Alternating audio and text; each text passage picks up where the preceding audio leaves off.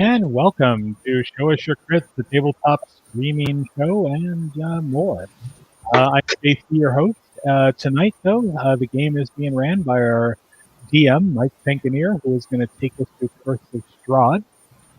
So I'm on a new platform right now, so I don't even remember if I have banners up. So I will not attempt to go ahead and attempt to show them. But anyway, going forward with that, I'm going to turn it over to Mike and get this show on the road.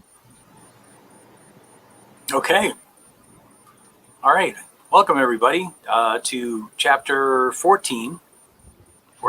Chapter 14 of Curse of Strahd.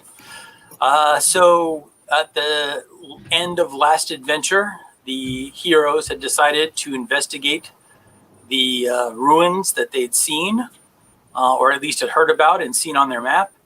And this adventure starts with them exploring the ruins of Argenvostholt, which is quite a mouthful. Before we get into the adventure, though, let's go ahead and do a quick introduction. Why don't we go ahead and start with James? Why don't we start with your character? Take it away. All right. Well, I'm Tezzacotl. I am the Tabaxi Ranger. I have been of somewhat help in combat, and other than that, I've been just hunting and eating meat on a stick. I mean, that's kind of my character. It's my shtick. That's all I do. So, but anyway, hopefully I'll be able to use some of those ranger skills soon and do something fun. All right, and that is me. All right. Go ahead, Matt. Why don't you introduce your character? Sure. I am Julius, Paladin of Helm, God of Guardians. And I am the tank of the group. And I get beat on a lot, because that's my job, see? And yeah, I get beat on a lot. Okay. You also go to SmackDown a lot. And apparently I don't get much sleep. Yes. All right. Greg, why don't you go ahead and tell us about Reginald? Reginald is the group cleric. He keeps everybody alive and sometimes helps Julius kill things. Okay. Last but not least, Breepine. Why don't you go ahead, Mary? Why don't you go ahead and tell us about Breepine? So Breepine is a diminutive wizard who likes to shoot things and blow things up and run around and have fun. Today, she's not so sure about the outside, but maybe we'll get to go inside someplace that has a library even, maybe. All right. Terrific. So just a quick recap. The last adventure, you guys had left the small village of Valaki.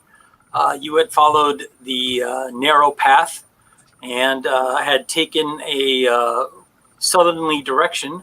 And after several hours of travel, you arrived at the ruins of the Argenvostholt. And that is where we had stopped for the evening. So let me pull out the map and we'll go ahead and get started.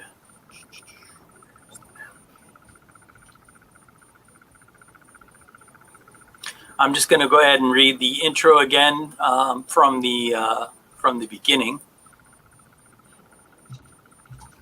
Sounds reasonable. The map that you guys should see is an artist's work of Argenvostholt. Let me know if you guys can see that on your screen. I cannot.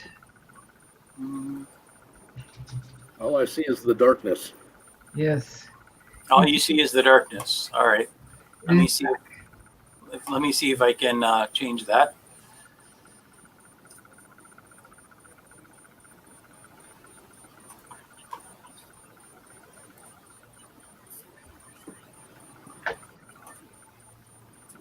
It's the dark. Maybe we're all dead. Yes, right. You're all dead now. I don't Damn want it. to stare at the void too long. I'm scared it's going to start staring back. There we go. Now we're getting somewhere. There we go. Now we're cooking with oil. So you finally decided to wake up. Oh wow, it's like a slow reveal too. All right. Now I can give you guys the intro.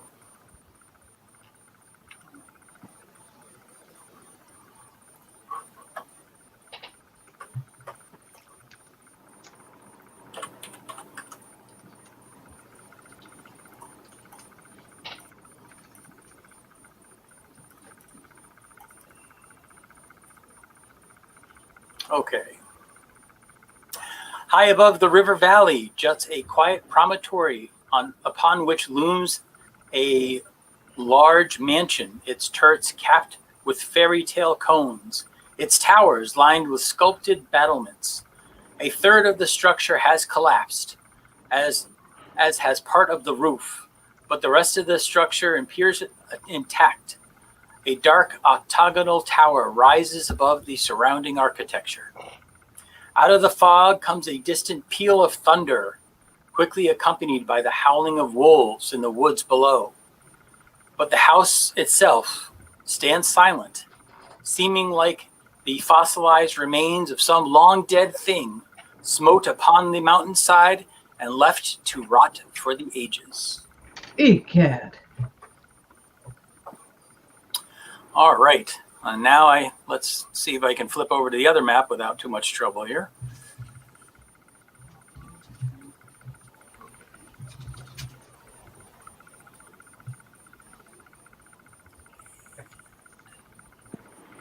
There. Mm-hmm.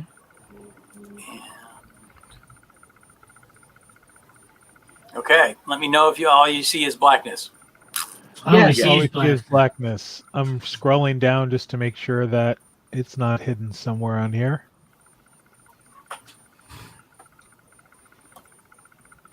Darkness is all that I see. All right. Hang Imprisoning on. me. Hello, darkness, my old friend. Absolute horror.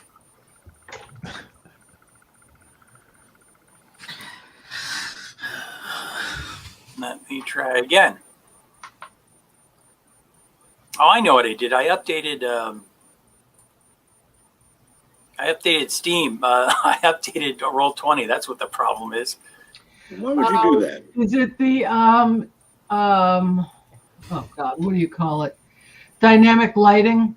If you have the new dynamic lighting on, it's confusing. So if you have Fog of War on and the new dynamic lighting, it will screw stuff up. So I don't have dynamic lighting. At least I don't think so. there's another tab you've got to go into, not just the first tab. Oh, Lord. Okay. Sure, like legacy lighting or something like that. I had this problem the other week. I hear they make a shot for that problem. Mm.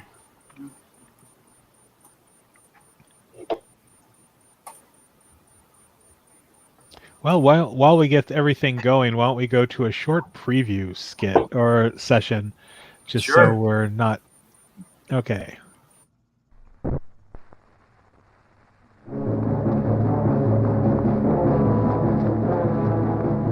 Through the dark street at night, a man runs for his very life.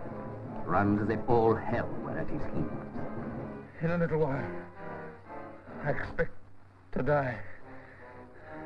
To be killed by something you and I know is here. What unearthly and fiendish fantasy can drive a man to the very edge of insanity? What terrible sequence of events can destroy a respectable scientist at the very moment he completes his experiments? The autopsy report called it hemorrhage of the brain. It seemed to me that an explosion had taken place right in the middle of his head.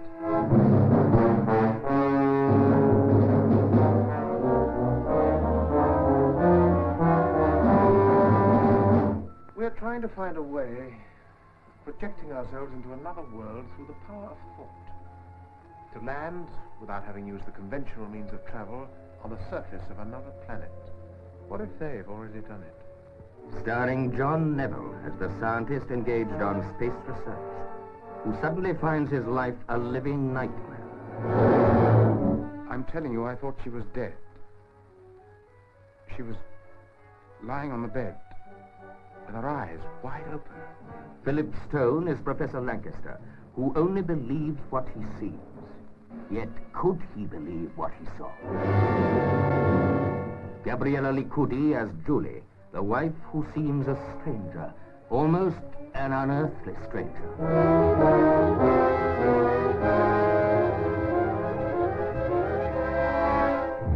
With Patrick Newell as the major whose job is security. But how do you guard against a force you cannot see? Your wife may come from anywhere. I mean, she may even come from out there. Is there a power beyond time and space itself that can control a human brain?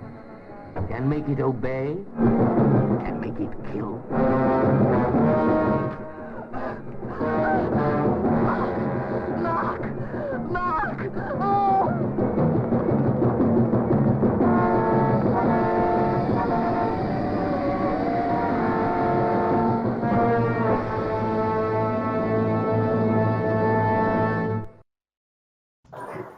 All right, and we are back. A little bad science fiction for our break. Woo! There's bad science fiction. Yeah. All right, so we're done with the technical difficulties. I think I've got everything figured out. Tezzacotl, you're not at full health, is that correct? Let me just double check, but I believe no, I am not. Okay. Neither am I. I am. I see. So what you see before you is a large statue perched upon a 10-foot wide and 10-foot high cube of solid granite. Is a moss-covered statue of a dragon. Its wings are tucked close to its body. The statue looks east towards the doors of the mansion itself. Now you all do hear the sound of wolves growling and howling, and they sound a little bit closer than they did before. Okay, we need to get inside, but we also need to get the horse inside. Okay. Unless we want to be walking from now on. Do we see it stable or anything? Through the fog, over in this general area, I'll point to it on the map. I will. Over off in this general direction, you guys thought you saw a separate structure, but you weren't. I mean, you just saw the rough outline of a building. Oh, maybe we should look and see if it's a stable.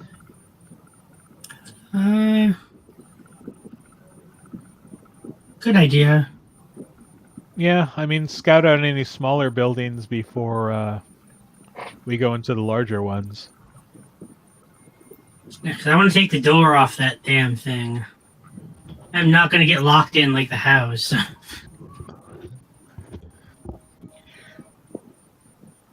Just before we start turning any direction, that dragon-looking thing right there. Yes. It looks like it's all of stone. Yes, it looks like it is made of solid granite. Who trusts a dragon-looking statue outside of a creepy house. And you said it's Nobody? covered in moss? Correct. All Is right. it Well, moss how far? or is it a green dragon? How far is that structure?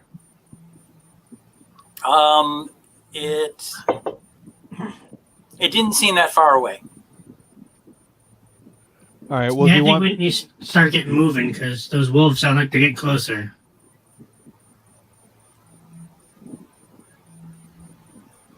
All right. Hang on 1 second. I'm going to make a quick roll.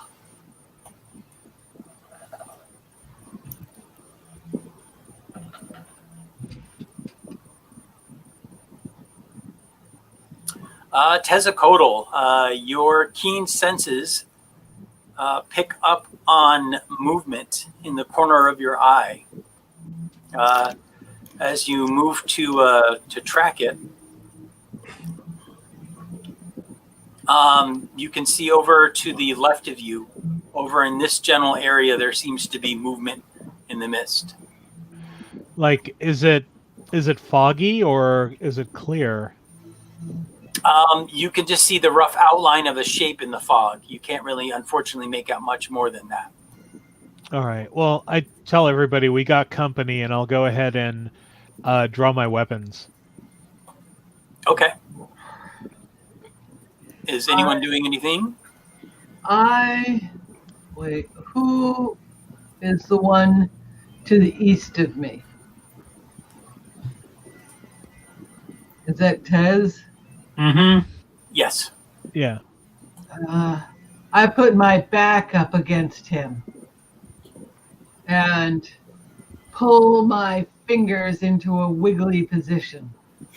Where is it? What do you see? I'll say it's over there in the fog. I see shadows.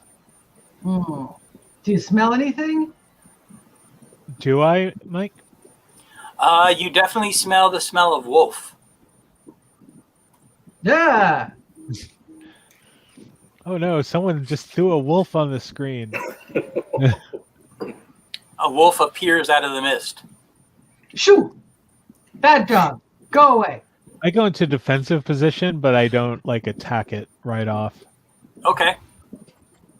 I move here and draw my weapon. Okay. Are we allowed to do stuff? Yeah, you can move. You can act. Well, Until if you decide to do something then like fighting, then that's combat, of course. But yeah, you can do anything outside of combat unless you want to enter combat. does it look like it's threatening? It's baring its teeth. It gives a very low growl and it's snarling at you. It doesn't seem to be approaching any closer, but it is snarling and growling. Probably not the best. Then I'll be casting. So. Are you casting an offensive spell? Only for him. So offensive only towards the wolf? Only towards the wolf. Okay. All right. So then we will, I guess, then we need to enter combat. So let me... Ruh-roh, George.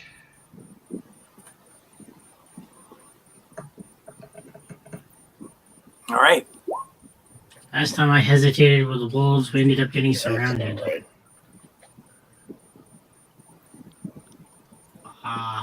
Humbug. That's not right either.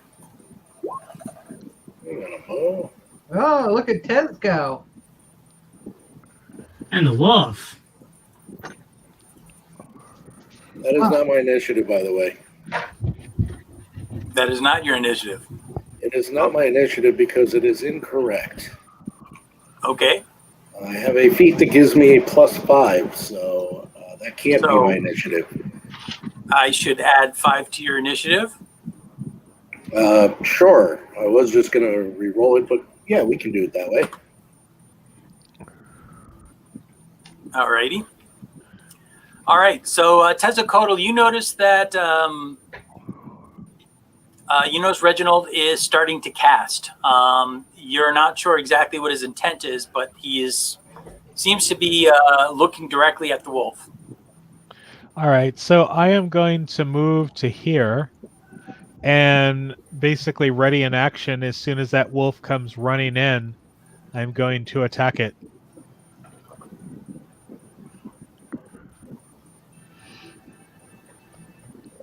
With short sword and spear. Okay. Magic helmet. So the wolf gets to go next.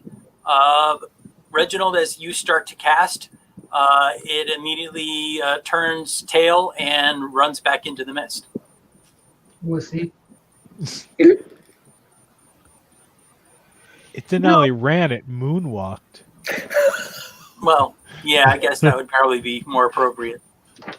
And as it went, hee hee. So you guys think it's going to go get friends, or you think we are so badass we scared it away? Oh, I'm sure it'll be back. We need to get that horse to the stables. Yeah, well, yeah, if the stables are secure. All right, let me go. I'm going to go run over and just, if you said the building wasn't that far, I'm going to go ahead and run over and see if I can check out the stables quickly. Okay. The stables are over in this general direction. All right. This is the main building, correct? Mm-hmm. Yes. Do the doors look big enough to bring the horse inside?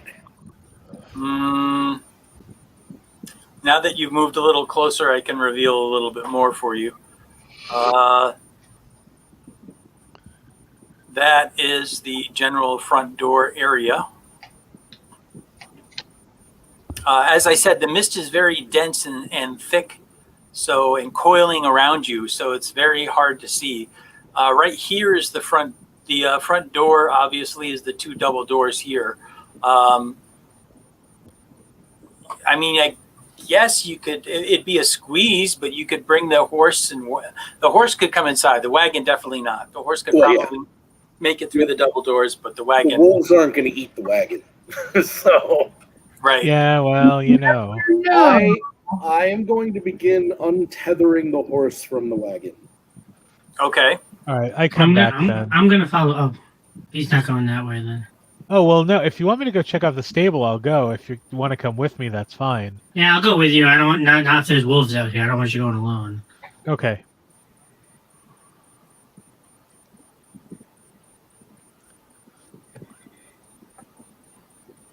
Are those the stables? Are those the stables? No, that is a partially destroyed turret that used to be part of the house, the foundation. The road itself here, if you remember when you guys were walking up, this general road was where you thought the stables were, or the other building that was separate from the actual house. Okay, I was going to say Raven Loftian stables are weird.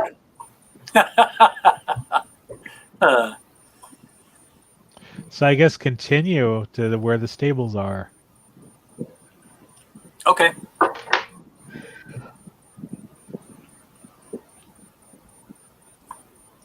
I'm keeping my eyes peeled for wolfies coming back at us. Alrighty. You can still hear sounds of the wolves growling and snarling, but it doesn't appear like they're approaching any closer. There's even a building there? Yeah, it's like, wow, those are really secure stables. Here lies the blackened shell and exposed beams of what used to be a wooden stable. It appears to have been burned down to its stone foundation. Looming above the wreckage is a partially collapsed south end of the mansion. All three of the floors are exposed to the elements. There is nothing in the stable except for exposed beams and timbers and the rubble of the roof that has collapsed into the building itself. Well, I guess no horses are going in there. Not unless they want to come out in pieces. All right, let's hightail it back. Mm-hmm. So while she's keeping her eyes peeled, I'm keeping mine basted. Yeah. Alrighty.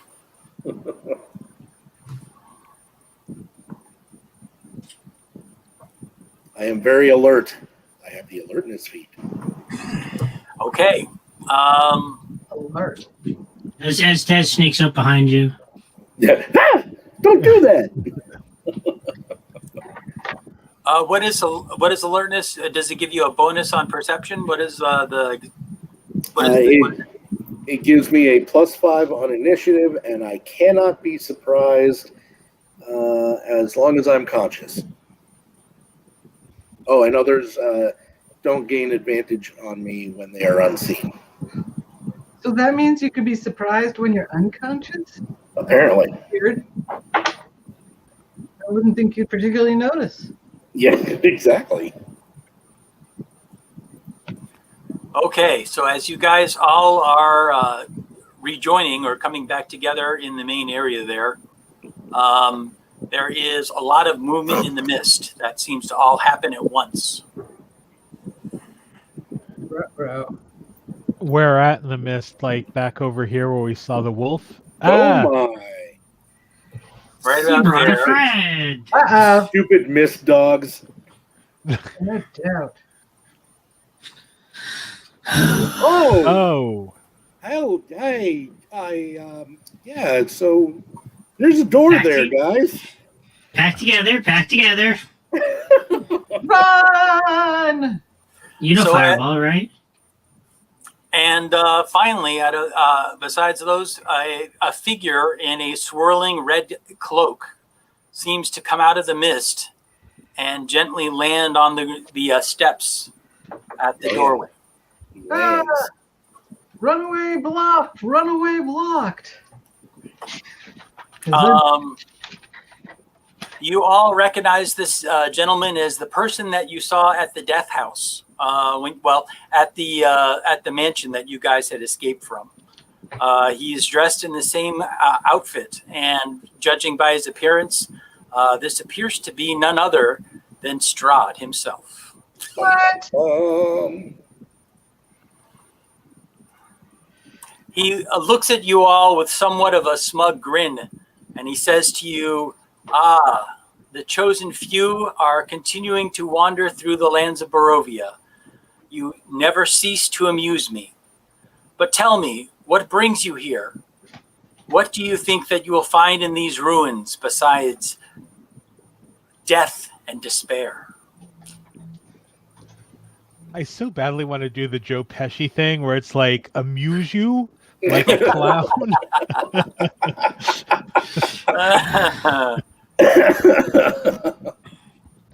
I rolled to see if I pee in my pants, but I don't.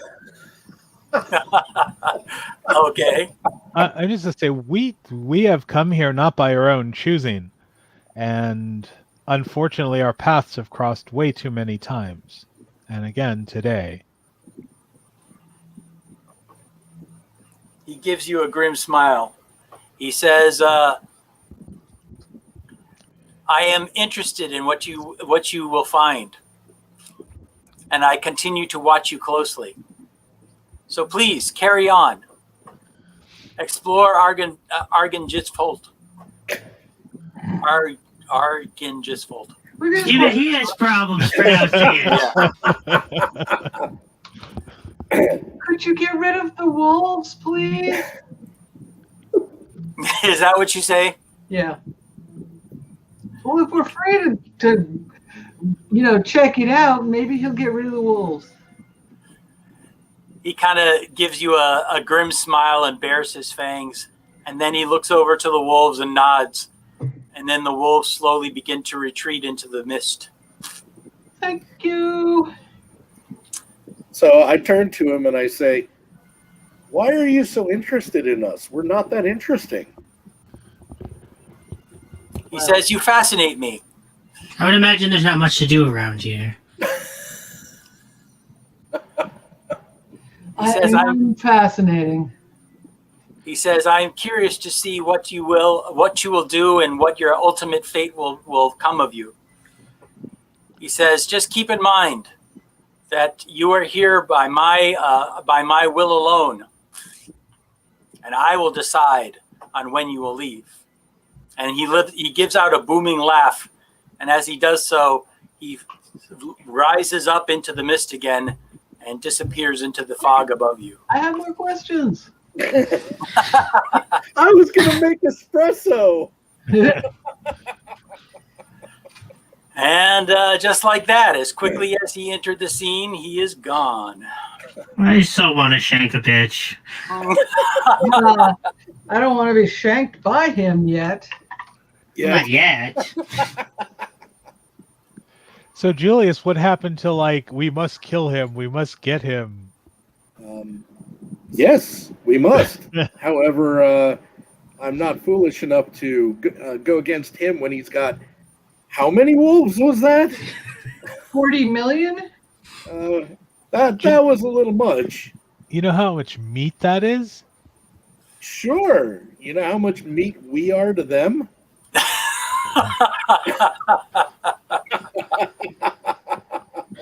So if a horse magically appears, does that mean like another creature is going to appear on the steps, like Mr. Ed or something? At least this isn't Matt's game, and the griffin's not going to come down and grab the horse. Hello, adventurers. He was actually doing pretty good in combat last time. Mr. Ed?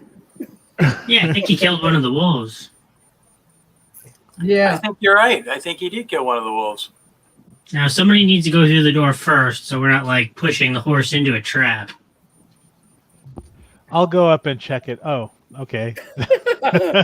Too slow, chicken Marengo. Let's let our hit point battery go up there and take the damage. Uh-huh. I'll stand Knock, there. knock. Who's there? Is the door, I'm assuming, is closed? Let me hang on a second. Let me double check. You see large flagstone steps that are flanked by stone railings that climb to a landing in front of a pair of tall wooden doors with rusted iron bands and knockers shaped like small dragons. You said Carved into the lintel above the entrance is the word Arjen Vosholt. Bless you. I'm going to check. When Julius is still, like, 15 feet away from the front door, I'm going to cast Thaumaturgy on it and see if it opens, if it's unlocked. What's it? Oh, I thought that was a tank for Yeah, I thought it was too. I was like, whoa, like a robot tank from the future appears. If only we had a tank. Crab tank? Mm. One day. One day. What's that crab place that's going to move into the mall? There's a crab place moving into the mall. Yeah, it's called like Crab Shack. Crab or something. It's a restaurant. Restaurant. The Crab Shack. Yeah, but it's not the Crab Shack. It's got some like question name. Anyway. Does the door open, Mike? Yes, the door does open, either by Greg's spell or by your hand. Either way, the door does open. Yeah, it would be by Greg's spell since he did it when I was, 15 feet away. I just want to make sure if something goes off that it's not going to hit you. Yeah, the question is, do I know that it opened because he cast a spell, or did it just suddenly open? Let me make a perception roll for you to find out if you figured out how that opened. Thaumaturgy does have verbal components, so you can't hear me casting. As far as you can tell, the door just magically popped open. I'm too far away. Yeah, so I will stop in my tracks and be prepared to attack whatever comes out. Okay, so I take it your weapon is drawn. Yes. I yell forward, "You're welcome!" It is at this point in time, Matt, that you realize that you've just been trolled. Apparently, yes. I turn and give him a salty eye. Not that he can tell, because my helmet. Okay. So are we going in? They left the small ones over here to get the horse moving. I smack it on the butt. Come on, horse. So yeah, I'll go Yeah, back to the mule. horse and lead it in, rather than leaving it to these two tiny ruffians. All right.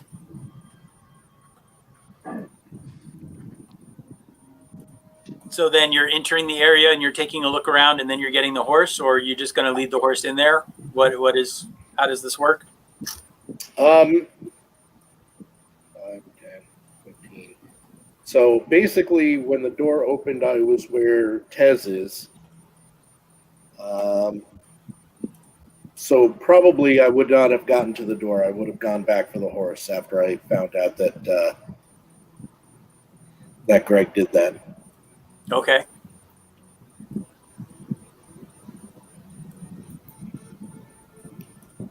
So we'll put me over here with the horse. Okie dokie.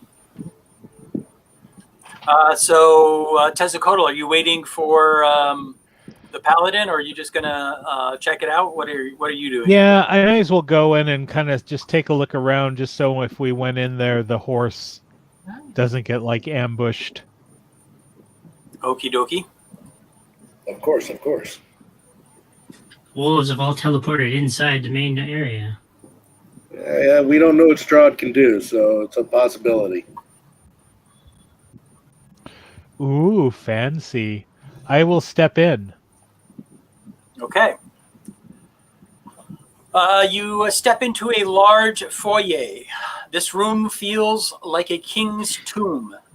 A grand staircase leads up to 2 stone balconies that are held aloft by stone pillars and arches. A tall, faded tapestry depicting a nobleman in silver armor hangs from an iron rod above the staircase landing. There are 6 sets of double doors that lead away from this foyer. Among the walls, displayed on marble pedestals, are 3 alabaster busts of some very handsome men. The 4th bust and its pedestal have been knocked over, and their shattered remains lie strewn across the mosaic floor. 2 chandeliers of wrought iron hang from the ceiling like monstrous black spiders, covered with cobwebs. All right, I'm going to walk carefully to here and stop and just see if, I fall into a pit, or am I eaten by bears, or... Does something start rolling down the staircase? I'm gonna head in after him. Suddenly attacked by pit bears. Yeah, Okay. pit bears are horrible. Hey, Julius. No Yeah. pit bears. Oh. No being attacked by anything, really. The way that I look at it, there must be something here. Strahd wouldn't have shown up himself if he didn't think we were going to find something. I look up at the chandeliers, and what are they held by? Is it chain or is it rope? It is a heavy wrought iron chain that they seem to be suspended from the ceiling with. Okay. And do they seem sturdy? Yeah, they appear to be. And are they lit? Oh, no. They don't look like they've been lit anytime recently. And from, if I was up here, does it look like you could jump and swing on the chandeliers? You could, if you made a acrobatics roll, yeah. You could probably, with a good jump, a well-timed jump, you could grab onto the chandelier. Like pretend I was Errol Flynn or something. Sure, it could be done. Making sure, And I've always wanted to do that. Is this the broken bust here? That's correct. What are you doing, Breepine? What? I said, what are you doing? Checking stuff out. All right. Well, I'm going to come back over here and let Julius know it's safe to come in. Okay. can't move the horse. You can't move the horse? I don't have control of the horse. No, Artax, you must move. Yes. Do the plinths say who the busts are?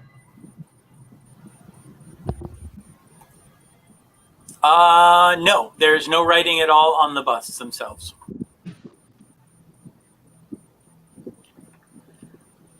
Huh. Well, it looks like there's some doors in this room. Are these windows or doors? Those are doors. And these doors are open. The horse seems very nervous about entering the building. As well, he should. Yeah. Come on, horse. Would you rather be out here with the wolves or inside? Hey, Tez, do you think you could calm down a little bit? He seems very reluctant to enter the building. I was just going to ask if I should do animal handling. Well, somebody. We could help each other. I can give it a try if you don't want me to roll. Sure, go ahead and make a roll. All right, go ahead, make a roll. I will. I'll kneel. I'll kneel down and I'll just kind of, pet the horse's face and make animal noises. And 20. Nice. Oh. All right. The horse still seems overall very skittish, but it looks like it will. Assuming Tezzacotl leads it into the building, it'll follow Tezzacotl. All right, so I'll Pied Piper of Hamilton or whatever the town is called, and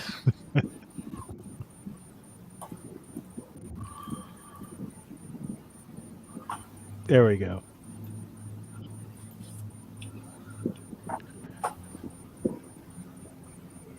Should we tether the horse to something just to be safe so it doesn't go running up the stairs or anything? Yeah. Well, first let's find a room that we can secure it in. Well, why couldn't it just be sitting in the foyer? Because there's 1, 2, 3, 4, 5, 6, so plus the staircase areas where things can come and attack it. There's stuff in here. We're going to kill the stuff. It'll be fine. There's no stuff in here. There's no crying in baseball. Yeah. Well, let's tie it to one of the pillars for now, and if we find a better room, we can move it there later. Yeah, because I don't want it to get spooked and then smash into something and hurt itself. Mike, do I see that these doors are open? Yes, you do notice that those doors are open. Oh, and once everybody's inside, I'm going to cast Thaumaturgy again and shut the front door. Okay. I'm going to go. I'm going to tie the horse to this pillar here. Okay. Again, he seems very skittish, but he seems okay with you tying him to the pillar. Yeah, I don't know. I don't think he'll eat stick meat, so it probably... We have horse chow. Oh, okay. Yeah, we were in town last time. Yeah. I'll go run out and get a feed bag and fill it and bring it in and throw it over its head. Okay. Oh, its brother. It begins eating nervously. Okay.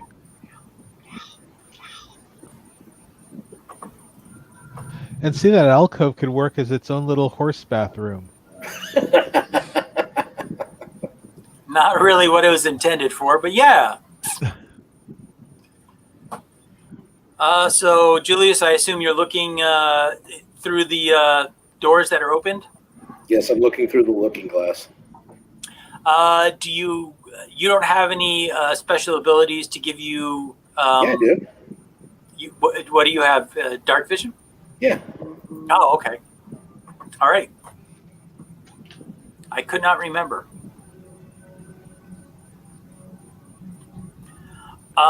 This is what you can see without actually entering the room.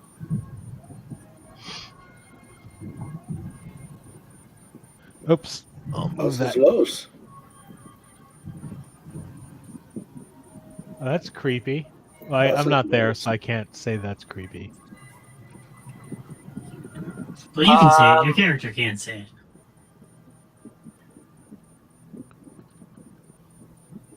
Hang on a second.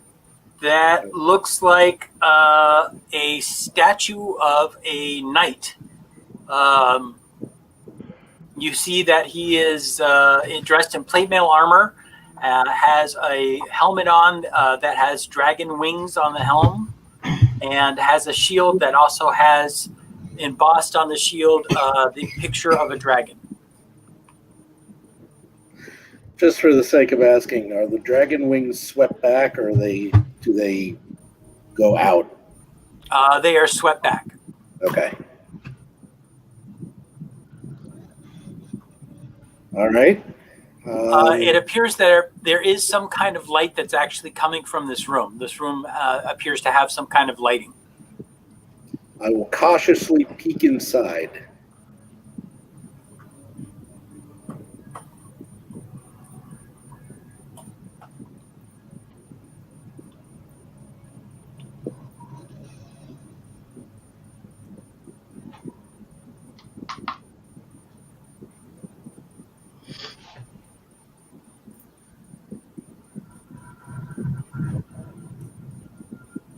Okay.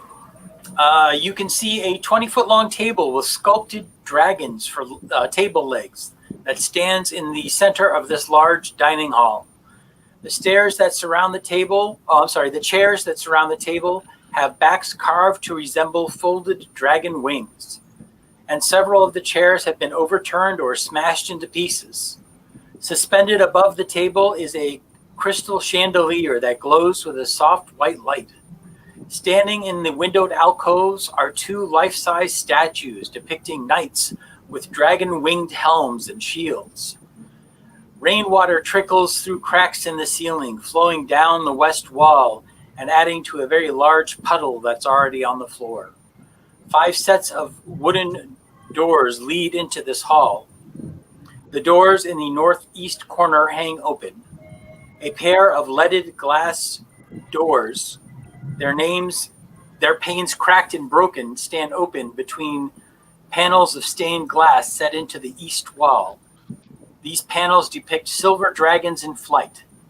Beyond the glass doors lies a dark, misty room that appears to be some sort of large audience chamber or maybe perhaps a chapel.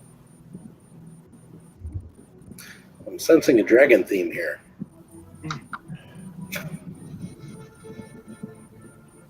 So, you said that there's a light coming from the chandelier. Does it look like it's firelight? Is it just a glow? Is it obviously magical? It looks magical in nature. It is a soft glow that seems to illuminate the entire room. Okay. I will look over my shoulder to the main hallway, the foyer, as it were, and I will call to the others and say, there appears to be magical light coming from this chandelier, and there's more doors to explore in here. Well, we probably shouldn't go any further back till we check out the doors that are on either side of us in here. Is this door up here? I just want to check and see if it's unlocked. Does it try to open it? Does it move? The door that you are in front of? Yeah, the one right near the horse. Right. I'm not opening it. I'm just seeing yes, if the handle that door does appear to be unlocked. Okay. I am going to step back into the foyer, and I'm going to close these doors, like 90%.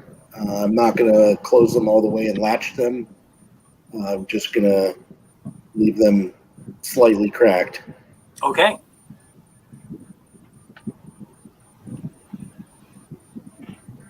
They give out a loud creak as their hinges are very rusty, but you're able to close them without any effort.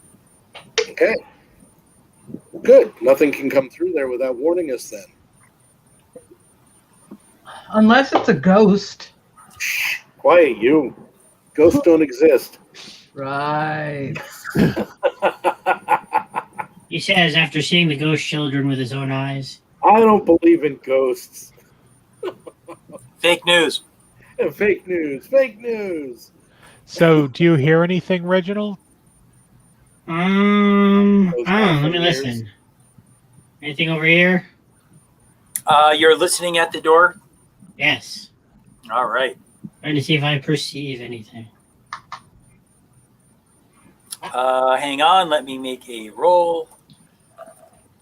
And I'm rolling. You do not hear anything from the room beyond. I think it's okay. I'm going to carefully open the door. Slowly. I don't want to scare the horse by making a loud noise. I'll move over near him. Yeah, I will stand here.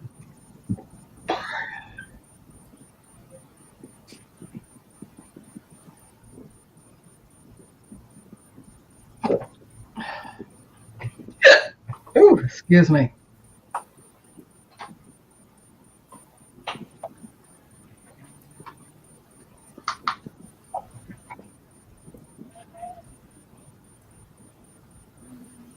Okay. You see that this room appears to be a wood-paneled den or sitting room. It has been thoroughly ransacked, and its furnishings have been tossed about. There is a cold, dark hearth that dominates the west wall between two narrow windows. Standing upright against the north wall is a sarcophagus made of black wood with a queen's effigy carved into its lid. Leave it alone. Yes, a sarcophagus on the first floor. Like, that's kind of... Well, you know, the Egypt stuff was all the rage for a while. All right, well, we should maybe leave that room alone. I'm going to go listen at the door over here. I will shut the door. Okay, Reginald shutting the door. Tezzacotl, I am rolling. And I am also going to listen at this door. Right. Tezzacotl, you don't hear anything from whatever's beyond that door. Matt, you're listening at the door? Yep. You're standing in front of. Got it?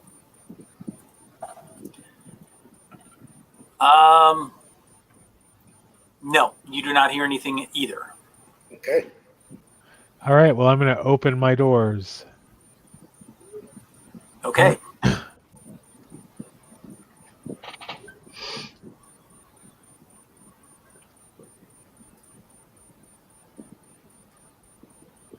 And it's filled with 25 ghouls. Wolves have all teleported inside the main area. Oh, wow. No, we're higher level. It'll be 23 ghouls and a white. Yeah.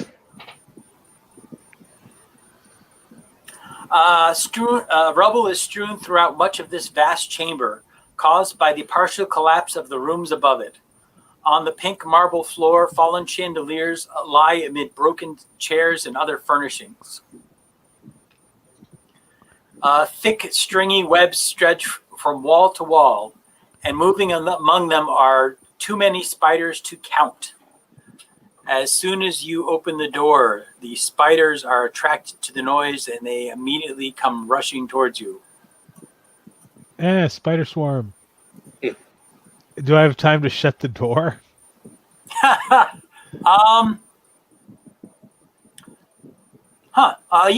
Go ahead. Let me go ahead and make a dex roll for me. Just dexterity save or just dex roll? Go ahead and make a dexterity save. All right.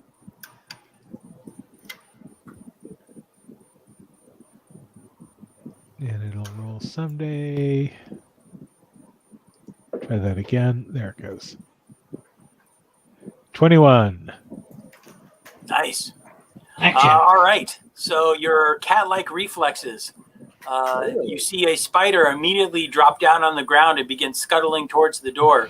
And just as it gets to the door, you slam the door shut. Yeah, there's spiders in there. Big ones. How Going hell big in there. are they?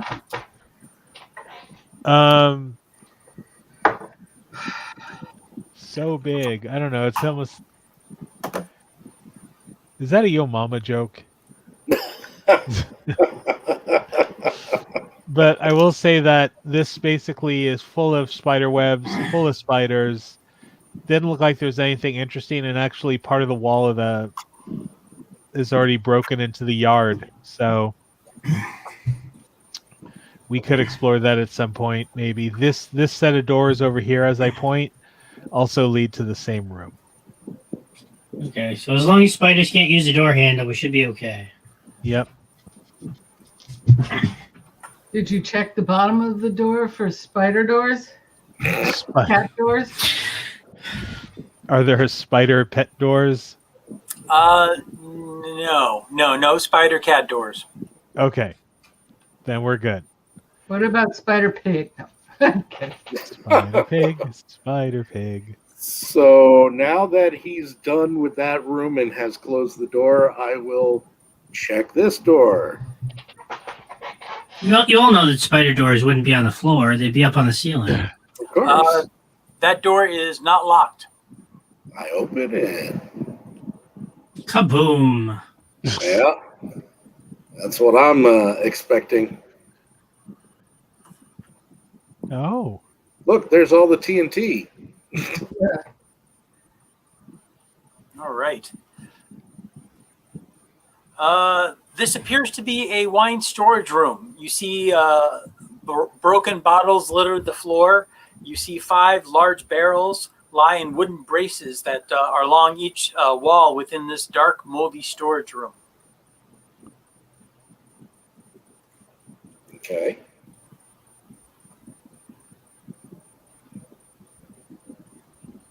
Well, there's also bottles of wine. There's shelves within the room as well that have most of the wine bottles have been broken, but there are some bottles that are still intact. So what'd you find, Julius? the wine room. Oh. There's a door here. I'm going to open it. Babu. I say out loud. We'll listen for the scream. Yeah, we've gotten brave. It's no longer, I'm going to listen at the door. It's like, I'm just going through it. As you move into the room, Julius, and you go to that door, you hear what sounds like almost a muffled cough. From where? The cough seems to have come from this general area. Like that, but muffled. So I take a look over there. Do I see anything? You don't see anything on the floor. It's a little dark, but no, you don't see anything on the floor over there. The darkness never bothered me. I am going to draw my weapon quietly. Okay. And announce, I'm going to open this door. And then I'm going to step over here to see what's behind the barrels. Okay. It's a wine ghost.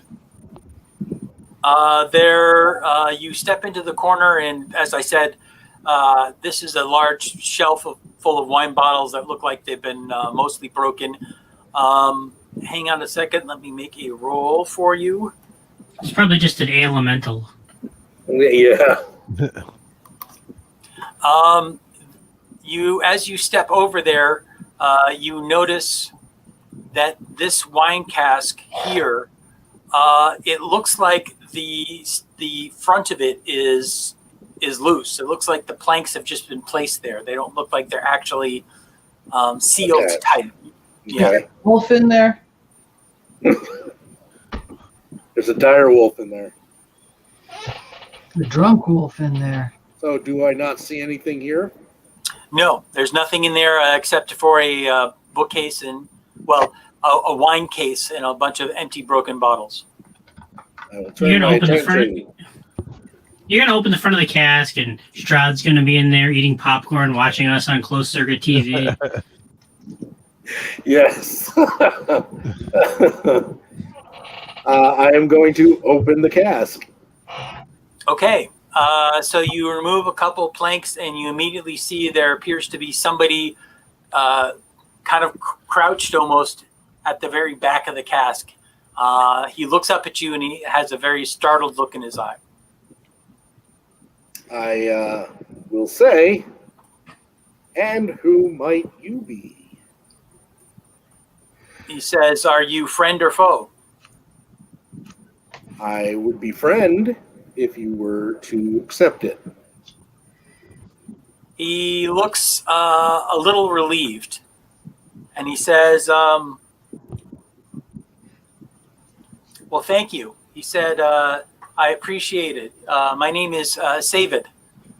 I belong to the Vistani camp, and I got lost in the woods and ended up here."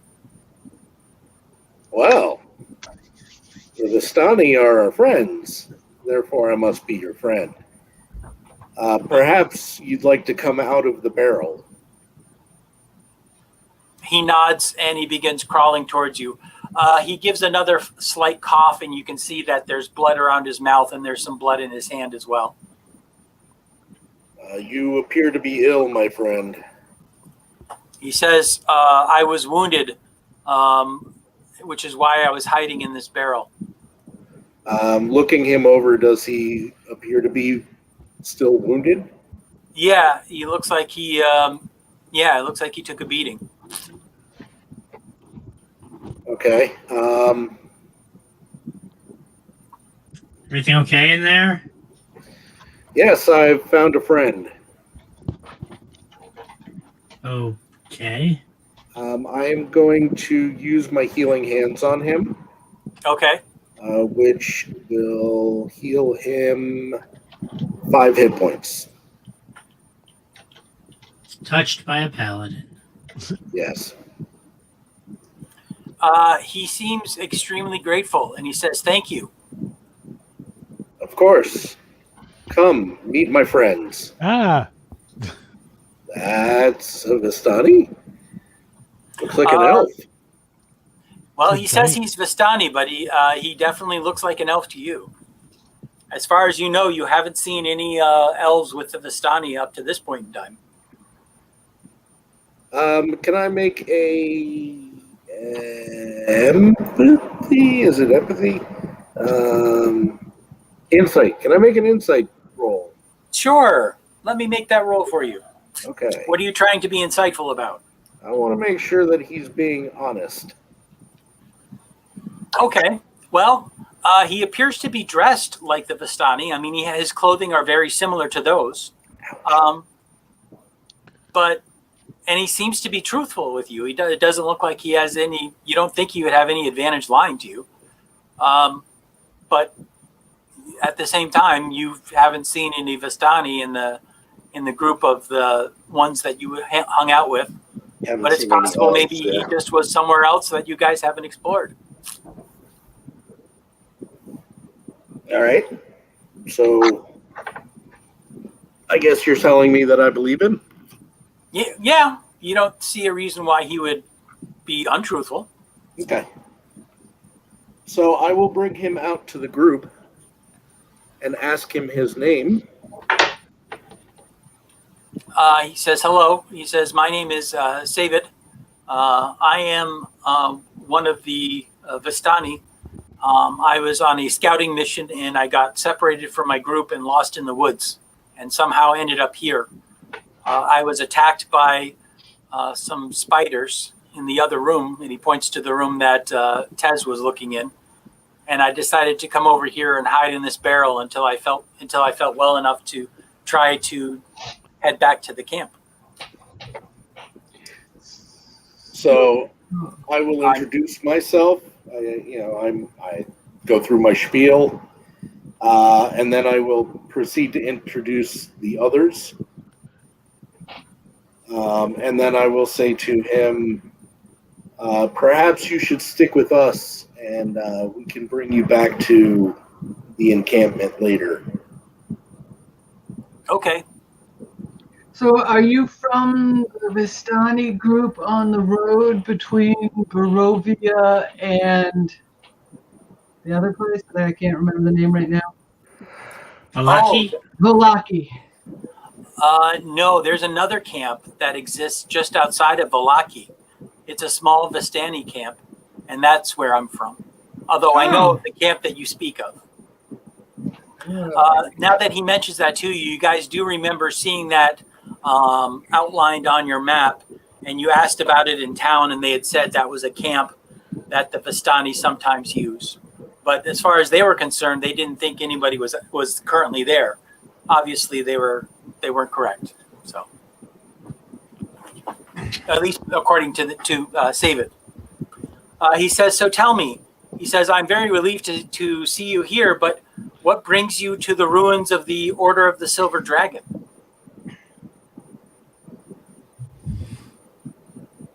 Adventure?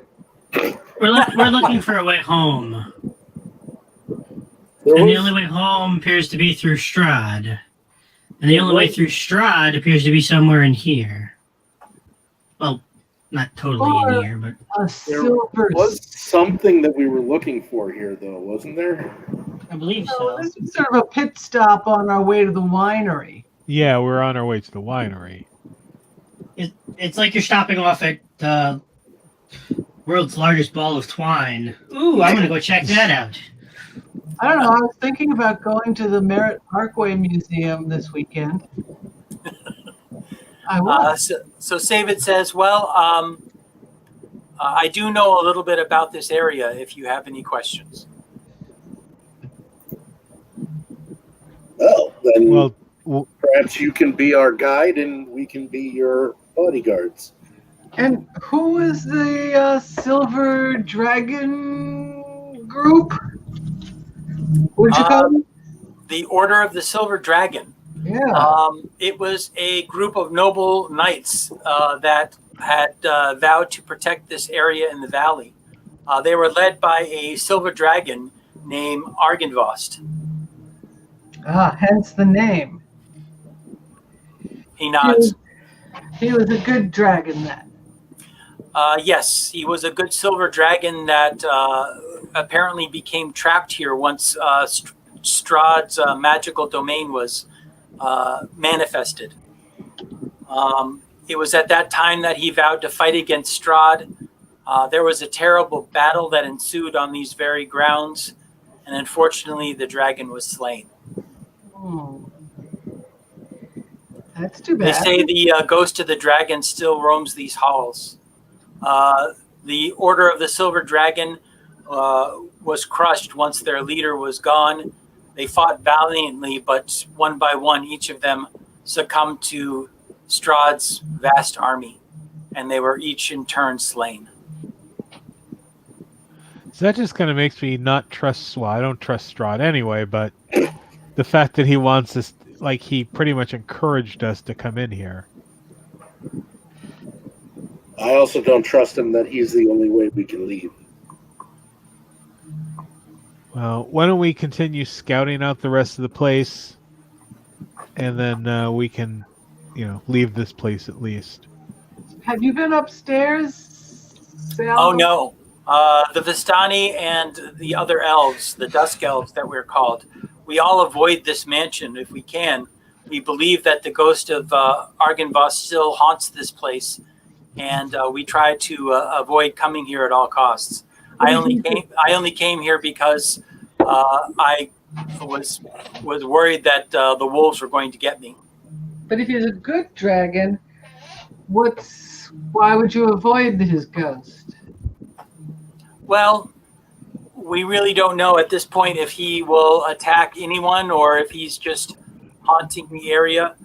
We're really not sure. He may decide to take his vengeance on anyone that comes into this area.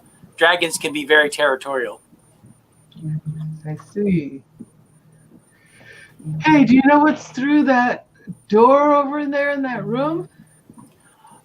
Besides that room, and he points to where the spiders were, in the room that I was in, I don't know. Unfortunately, I don't know much.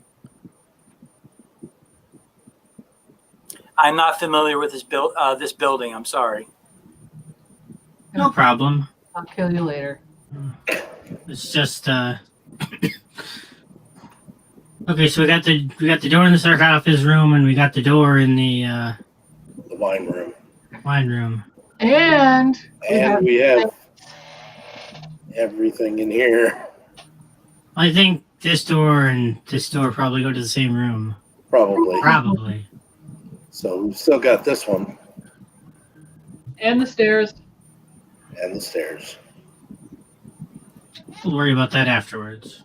Yeah, let's check out. Let's check out what's behind this door here, just so we can make sure we have everything. I will go in. Whoops. Here.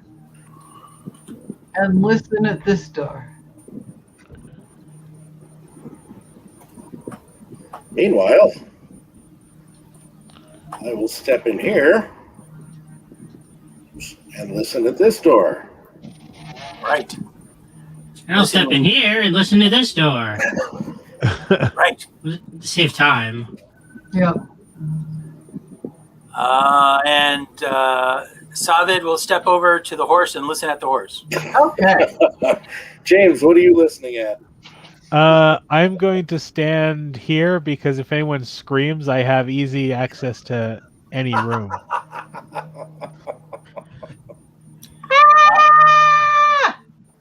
Matt, you don't hear anything from the door that you're listening to. What? Repine, you also don't hear anything from the door you're listening to. And Reginald, you do not hear anything from the door that you're listening to. I open mine and immediately duck. What about from the sarcophagus? Do I hear anything from the sarcophagus? No. Okay. But from where you're standing, you notice that the sarcophagus has metal hinges on it. It looks like the lid of the sarcophagus is designed to open and close. I'm not touching that anytime soon, but okay. Okay.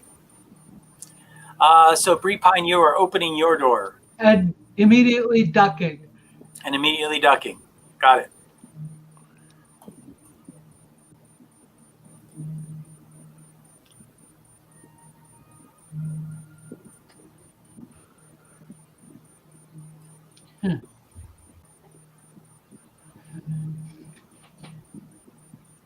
If it doesn't explode on me, I nothing explodes on you. Step into the room. Is this a curtain over here? Yes, that is correct.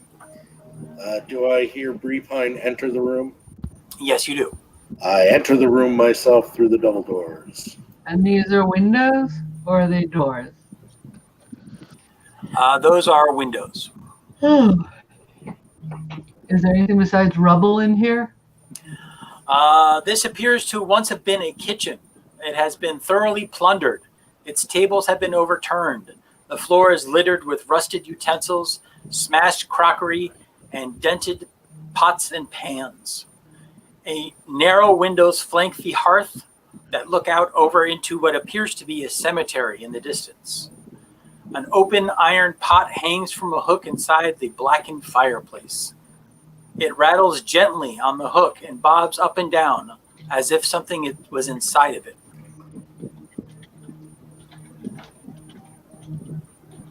I look at Brepine and I say, you check the curtain, I'll check the pot. Okie dokie. I go peek into behind the curtain. And I will carefully look into the pot. Probably brownies in there. So you peer into the pot, and as you peer into a pot, the small bat flies out of the pot, flies up to your face for a second, and then quickly darts up the chimney. Okay.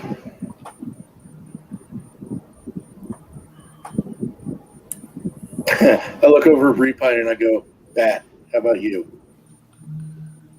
And And as I peek around the corner of the turret with beds. That looks like it would appear so, yes. It's awful cramped.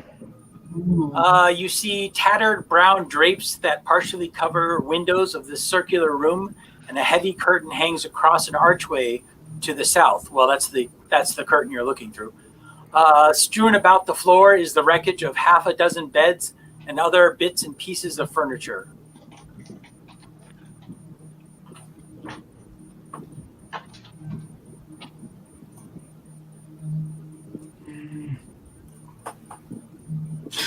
Okay, I think I'm going to open this door. Carefully. Okie dokie. That's it. We're doomed.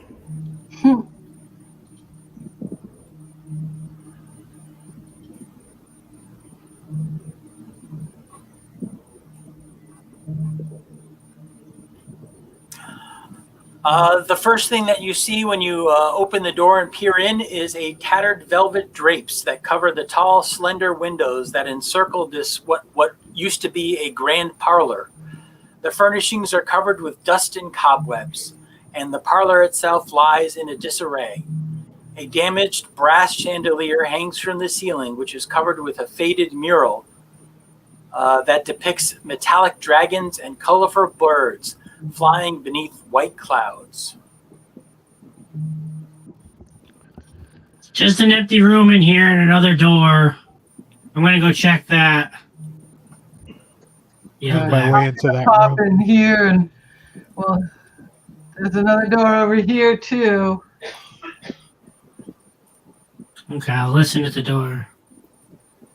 I back up Repine.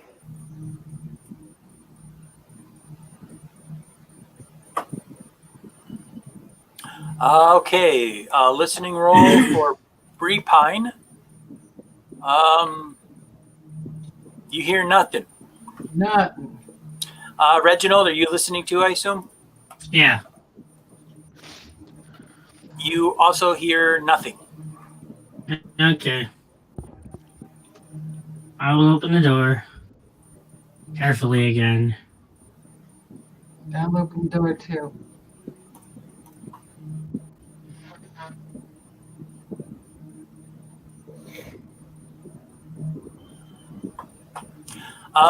Both your doors, once they open, you see a narrow stone staircase that leads down to what appears to be a heavy iron portcullis. There's a horrible monster across from me. I think that we should finish out this floor before we go lower. Probably a good idea. Let's go back to the dinner room and check that out. The stone stairs only go down 5 feet. It's not like it's a huge stone staircase. Oh, it's not like it's not a basement. It's just it's a sunken living room. It looks like it just goes down to the ground floor again, because when you came in, you went up 5 feet of stairs. So Well, I'll at least walk through and take a look through the gate. okay, It's closed or open. The gate is closed. It has a heavy iron rusty padlock on it. Okay, looking through the gate, you can see it appears to be. You're looking back outside again. You can see the exterior of the building. Okay. This is just the side door. Okay, we'll go back and to the left.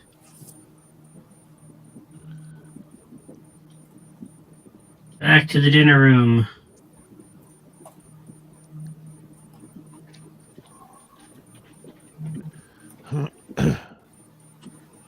One door remains. Okay, so you guys are all back in the large dining hall. Reginald, you're standing in a puddle of water, just to let you know. I don't know if you're okay with that. Probably waist deep for me. I'll move. Okay. What do you guys do now? I look. Because the doors are open. See? You peer into the room through the open doors.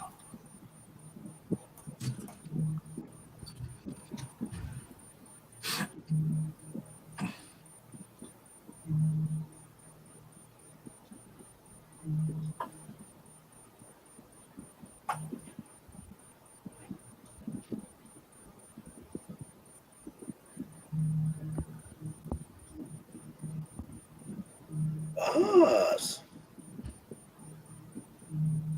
People. Formerly. Small people. Okay.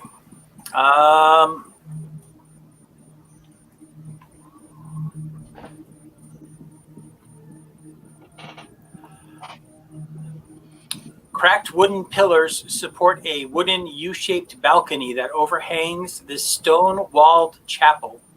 Narrow archways lead to a spiral staircase that curl up into the balcony above, and a door set into the north wall has a wooden beam barring it. At the east end of this chapel rests a stone altar flanked by iron candelabras.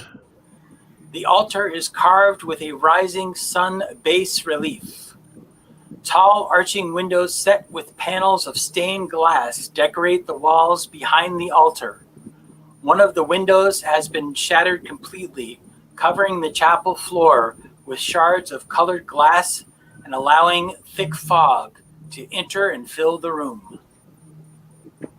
Through the fog of the room, you can see in the distance 3 armored figures with their backs to you that are kneeling before the altar.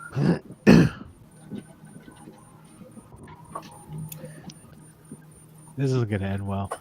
What are the dots? The dots would indicate the balcony above. Ah. Okay. As you peer into the room, each one of the figures stands up.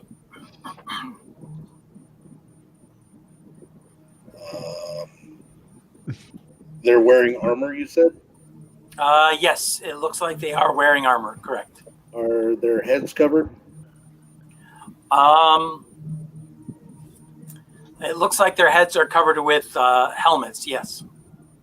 So the helmets have wingling dragons on them? Yes, they actually do. I'm going to use my my divine sense. Okay. Again, if they are celestial, fiend, or undead, I will know what they are. Well, I will know. So as you are using your divine sense on them, they all slowly turn to face you, and you can see deep within their helmets the glowing orbs of light where their eyes would be that seem to burn like 2 narrow laser beams, seem to burn directly at you and like boring a hole into your chest. Your divine sense tells you that these 3 are indeed undead. And as you come to this realization, you see all 3 of them draw blades, and they begin running towards you. So I would know what type of undead they are, apparently. Type of being sensed, but not its identity. So I would know what type of undead they are, but not who they were.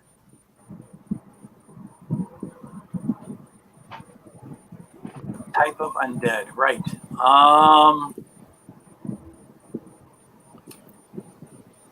When you say type of undead, what do you mean by that? Are they ghouls, ghosts, ghasts, vampires? Oh, I see. So, got it. These are reverends. These are reverends? These are reverends. The burning orbs of light within their skull would probably be the dead giveaway for you because you remember fighting these before.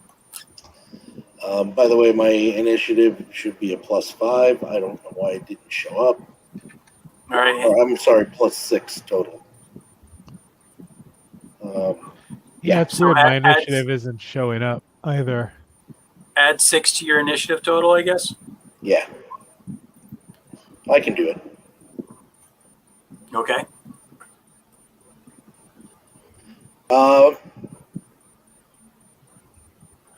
So I'll try let me roll know. again. I don't know. This will probably be like a move action rather than full action. So let me know when I can make a move action. Okay. That's weird. Are you clicked on yourself, James? Well, You have to click on yourself for it to come up because I see it here. yeah, I know. I rolled like a few times. I'll just take what this just gave me at 13. That's fine. All right. Do we want to take a quick break before we go into combat? Oh Yeah. yeah, it's 10? about 10 o'clock. So yeah, we should probably do that. All right, so we will go ahead and go to break, and we will be back in about 10 or so minutes. Fabulous. All right, so let me just go Enjoy ahead the here show. and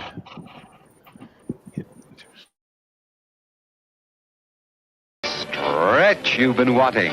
And best of all, time to take your pick from that scrumptious array of tasty treats waiting for you at the snack bar, where the popcorn's poppin', the cold drinks are sparkling, the hot dogs are sling, the coffee is steaming, and a luscious treasure of confectionery delights with ice cream and candy and so much more to tempt any taste is waiting for you now at the snack bar. You'll be notified in plenty of time when the next show is about to begin.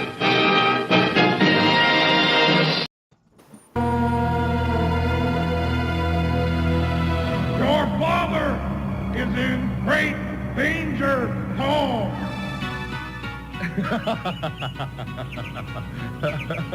Where are my raccoons? Are these your raccoons?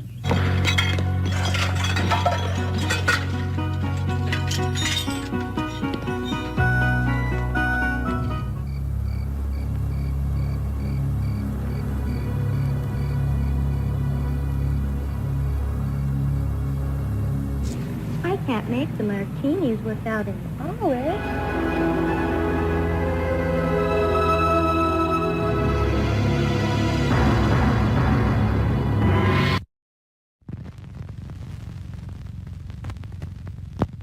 There are 200 seniors at Midvale High and 7 days till graduation.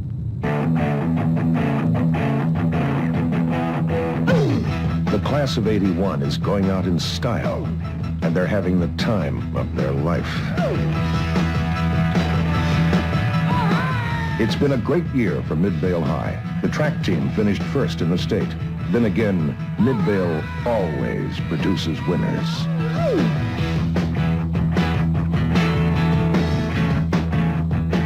Sally Prescott is the top gymnast in the school. She plans to go to college in the fall. Paula Castoff won 5 cross-country events in the past year. She jogs to school every morning. Ralph Johnson is the football team's star halfback. Pete McFarland set the state record in the pole vault.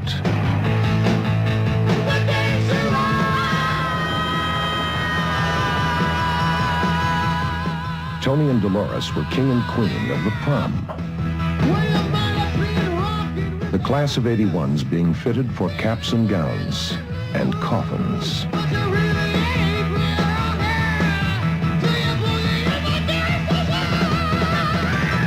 There's 200 seniors at Midvale High and 7 days till graduation. Too bad there'll be no one to celebrate with.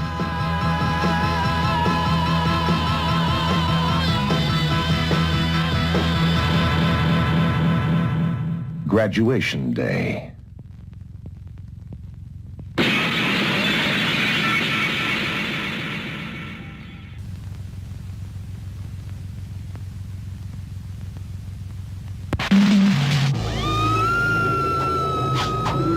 Big John Taylor, mercenary, soldier of fortune. He's more than a man. He's a walking death machine. Candy O'Perrin, sexy undercover cop. Her deadliest weapon is her body. Mike O'Malley, Hollywood's top stuntman. What do you want us to do? Fight our champions. Only this time the action's for real. And Rick Chan, black belt, prime for action with one blow. The death blow. Only 2 words describe the power and fury of this unstoppable team. Raw force. Join them as their carefree vacation cruise turns into hell on the high seas. What was that? Final port of call. Warrior Island, uncharted and unexplored. We should not be here. Burial grounds for martial arts masters from the past. Their resting place is defiled. They rise from the dead to avenge their honor. Who will win? The living? Join John Dresden, Gillian Kesner, Jeff Binney, Raymond King, and Cameron Mitchell.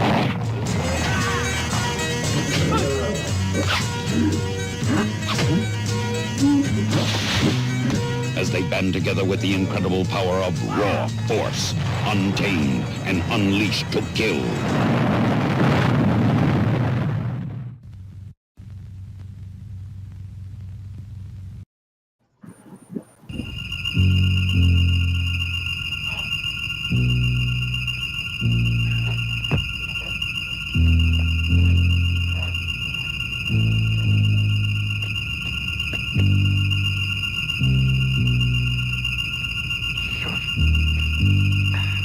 I told you he'd be happy that we remembered him. This Christmas, Santa's going to make everyone happy. The grown-ups and the kids. Christmas evil. The non-believers.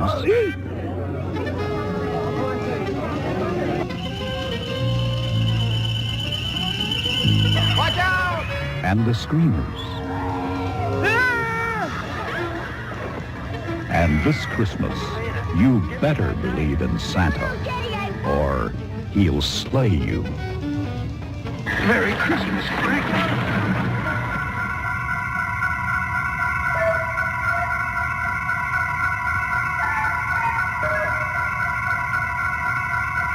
Christmas Evil, the night he dropped in. Boris Karloff, Bela Lugosi, Lon Chaney, and Konrad Ragzov. All stars who lived and died, but only one came back.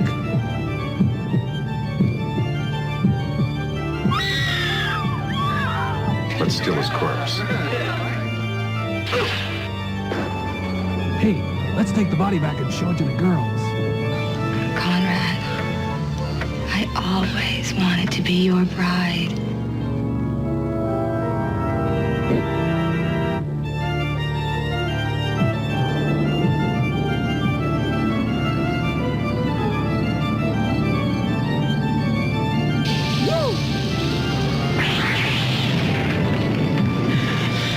This time, die!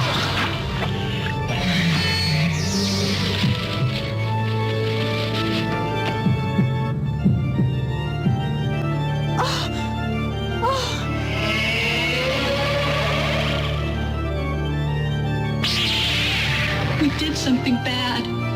I know someone is after me. Don't come alone.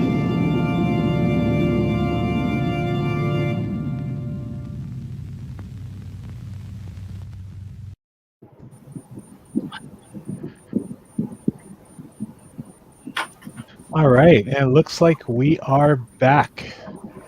That was no 10 minutes. Well, somewhat. 10. It was close. All right, so we're ready for combat. We sure are. Do those Mike, things get did you, bigger since intermission?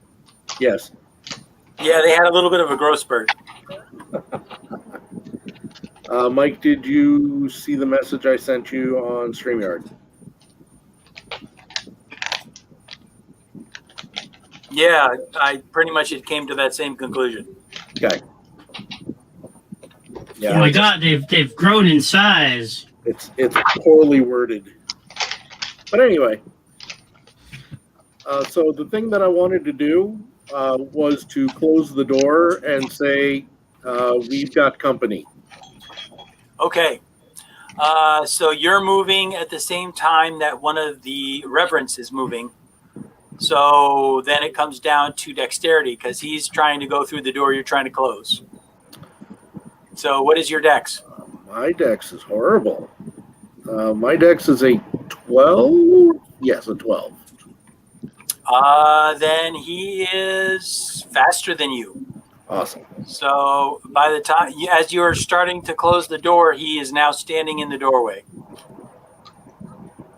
And yeah, he's going to he has a long sword in his hand. And as he steps into the doorway, he takes a slash at you. I'd like to try and block it. Okay. With your Basically, I'm going to faith. go defensive. What's that? I'm going to go defensive. Okay, got it.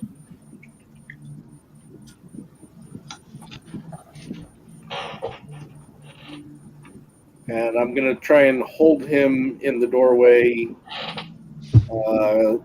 basically trying to create a choke point. So when you do you get any benefit for defensive, or it's just that's what you're just blocking the door? Is that what you're trying to tell me? I don't know in this version. James, I don't think there's any benefit for full defense, is there? Does he get a benefit to his AC? Only if he goes defensive and takes no other action that term, he's at advantage, or the other person will be disadvantaged to attack him. But he can't take any other action. Got it. Which is pretty much what I'm doing. All right. Well, then I have to roll again. Hang on a second.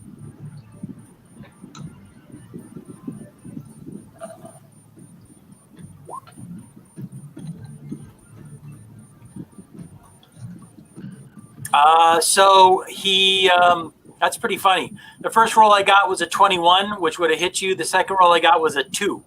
So he misses you, and his sword hits the door as you're trying to close it. Alrighty. So that was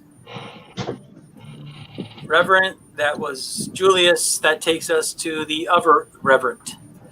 The doorway is sufficiently blocked. You guys can't really see what he's doing, but you see him move across the room over to here.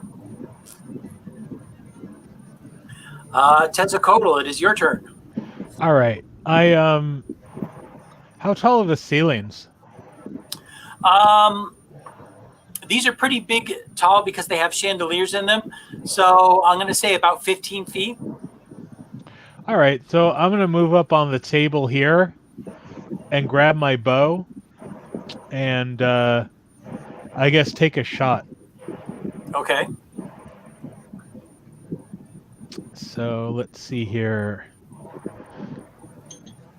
Attacks per action 2, so I can get off 2 shots. So first shot with the longbow. Is a 16 hit? 16 will hit. All right. Let's see. It did a... So let me go ahead and do damage.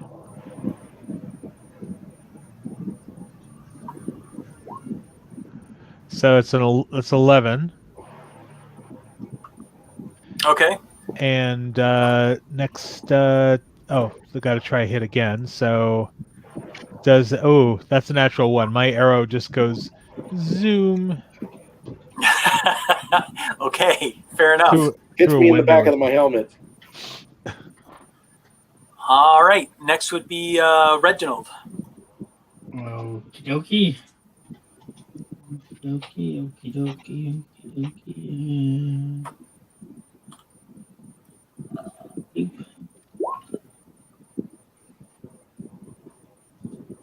That is a 23 hit. Yes, a 23 would hit. Okay, I cast my bolt at him. He gets it for 17, and the next hit against them is at advantage. Got it. What did you cast at him? I'm sorry. The my usual guiding bolt. The guy in the doorway.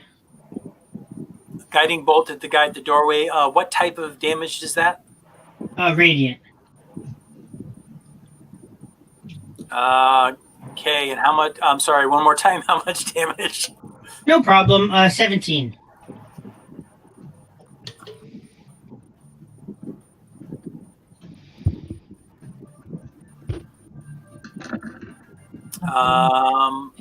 Got it.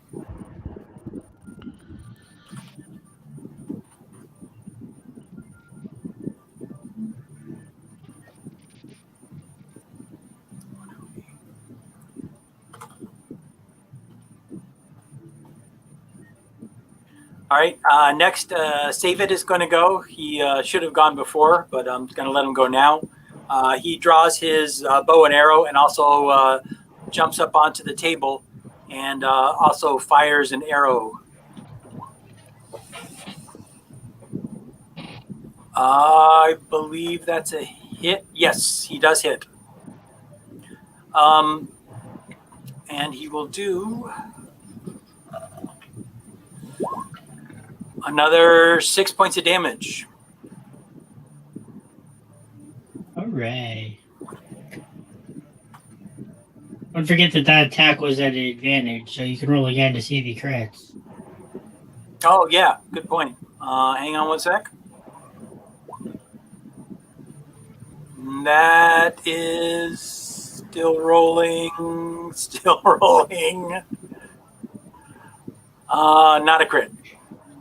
Okay. Okay. Next then is the other Reverend. And he moves over to this area. And that's the end of his turn. That leaves us with Brepine. It is your turn. So from where I am, can I see this guy? Well, if you're on the floor, no.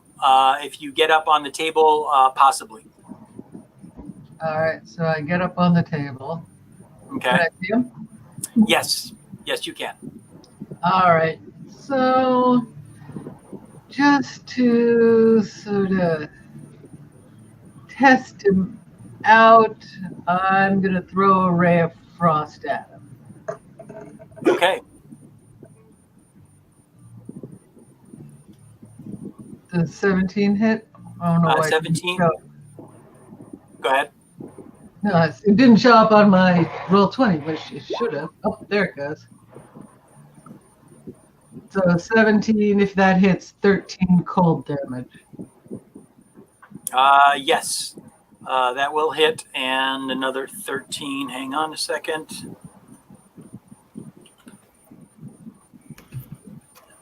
All right.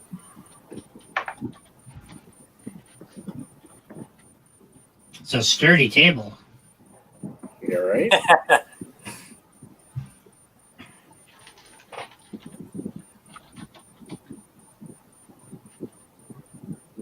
All right, and that's the end of the round. That'll take us back to the top of the round again.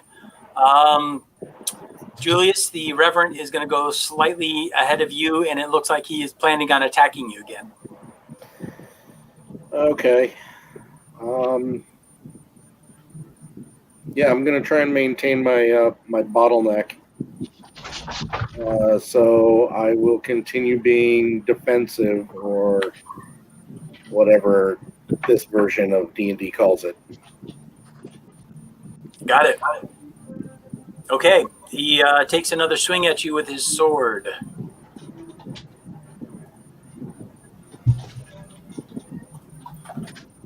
And he's rolling at disadvantage.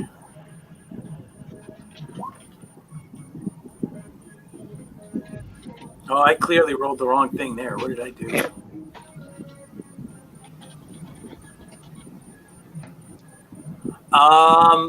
Okay, so the first one was a miss. So I'm going to roll the second time.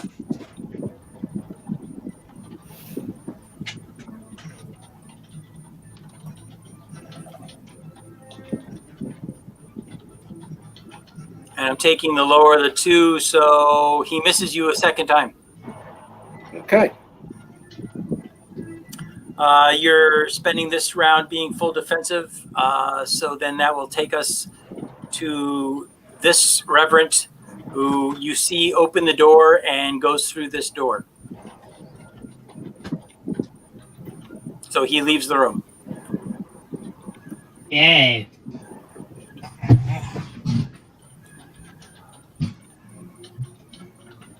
No, sir. I don't like it. That will take us to Savid, who knocks another arrow and fires.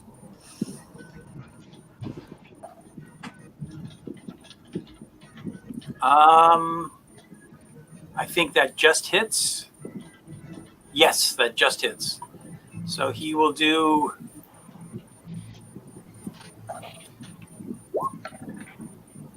5 points of damage. So another 5 points to the Reverend at the door.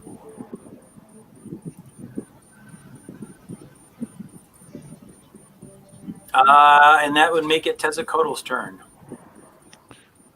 All right. I'm going to just pepper 2 more arrows. So first one is going to do a 26 to hit. That'll hit. All right. And the next one is going to be a 17. That will also hit. All right. So the first one does 5 points of damage. And Okay. the second one does 6 points of damage. Nice. So 11 total? Yep.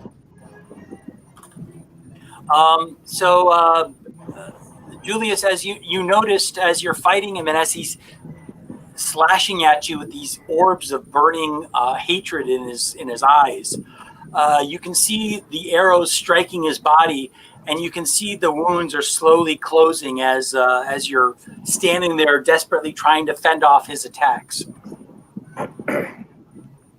I think you remember the last time that you fought one of these that they That seem to almost have killed some sort of regenerative capabilities. Yes. So, speaking is still a free action, yes? Yes, Yep. Speaking is still a free action. I am going to announce this is not doing enough damage to it. It's healing quickly.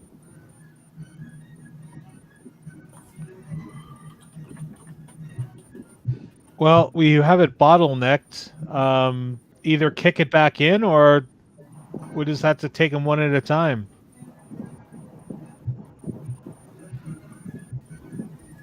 Very well. You can always try attacking it. Yeah, really. So, Reginald, it's your turn now. Okie dokie.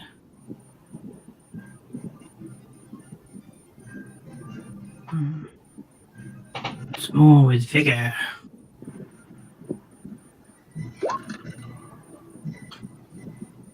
$19. 19 will hit. 20 points of radiant damage. Dang, and that's no save, right? Nope, it's just a regular attack. As long as the 19 hits. So this blinding beam of light shoots forward, and you can Julius, you see yourself being bathed in this light. It doesn't seem to be doing anything to you, but as it strikes this undead creature, you can start to see bits of pieces of flesh flying off of it, and you can see that the force of the blow actually knocks the helmet off of its head, and you can just see this sunken skull looking at you again with these burning orbs of light. How much was that again? 20. All right. Noted. The creature is still standing. That'll take us to this reverend. This reverend crosses the room and exits. I hate when they do that. Yeah. And that'll leave us with Brepine. So this guy here, I'm just going to try hitting him again. This guy with a ray of frost. Okie dokie. So I do not think that is going to hit. An 11. But you do have advantage. I do? Yep. My attack gives the next attack advantage. Okay, so 23 for 8 damage of coldness. Okay. Again, you can see a portion of his body begin, ice crystals begin to form over it. It doesn't look like he's, it clearly he's doing damage, but he doesn't seem too perturbed by it. But you're definitely damaging the creature for sure. All right. That'll take us to the top of round 3. Matt, you can see again his body slowly begin to heal as some of the wounds on his body begin to close up.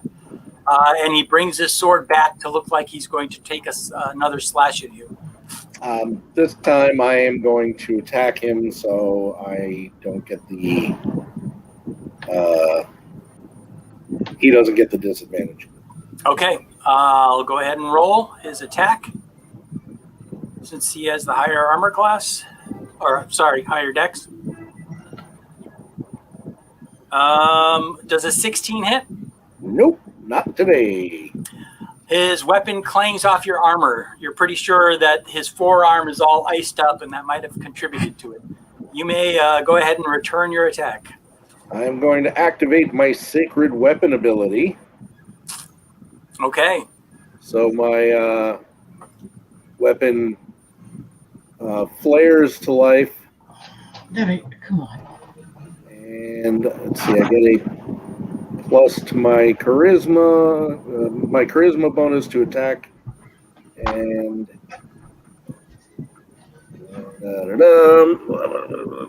weapon is magical or considered magical. Yeah, doesn't do any extra damage. All right, so swing better.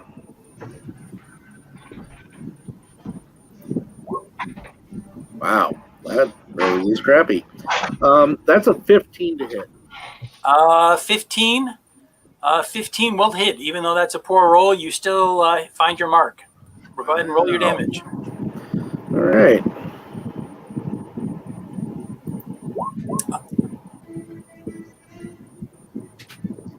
Seven damage. Okay.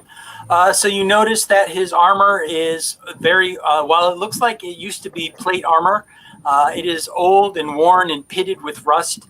And you definitely can see as your weapon ignites and you slash forward, you see a chink in his armor and your blade finds its mark. You do some damage and you can see that the creature kind of shudders a little bit, but continues its attack. I'm also, as a free action, going to say the two of them have left through a side door. Watch our backs. All right.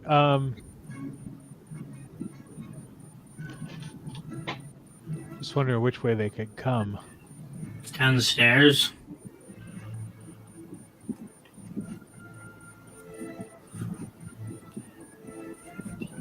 All right. I just keep eyes open, definitely. Okay. As Julius says that, the door bursts open, and you see a reverend come flying through the door. Of course. Sword drawn. No. From the spider room? Yes, apparently the spider room. Spider room. Oh, great. We get a reverend and a spider. That was on 17. So Savid turns around and looks genuinely surprised.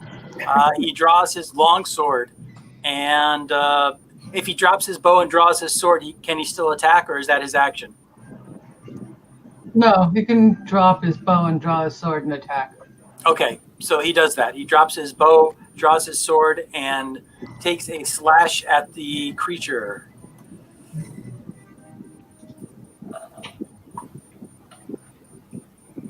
The creature caught him by surprise. His blade misses. Tezzacodal, it is your turn.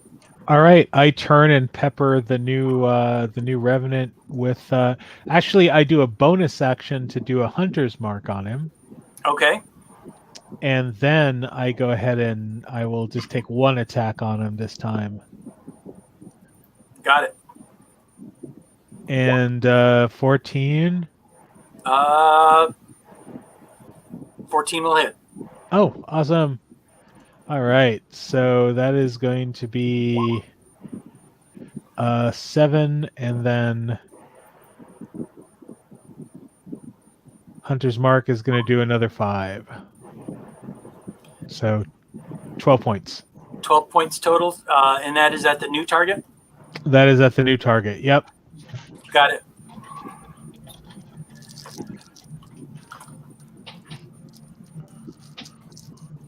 Okay. That would make it Reginald's turn. Okay.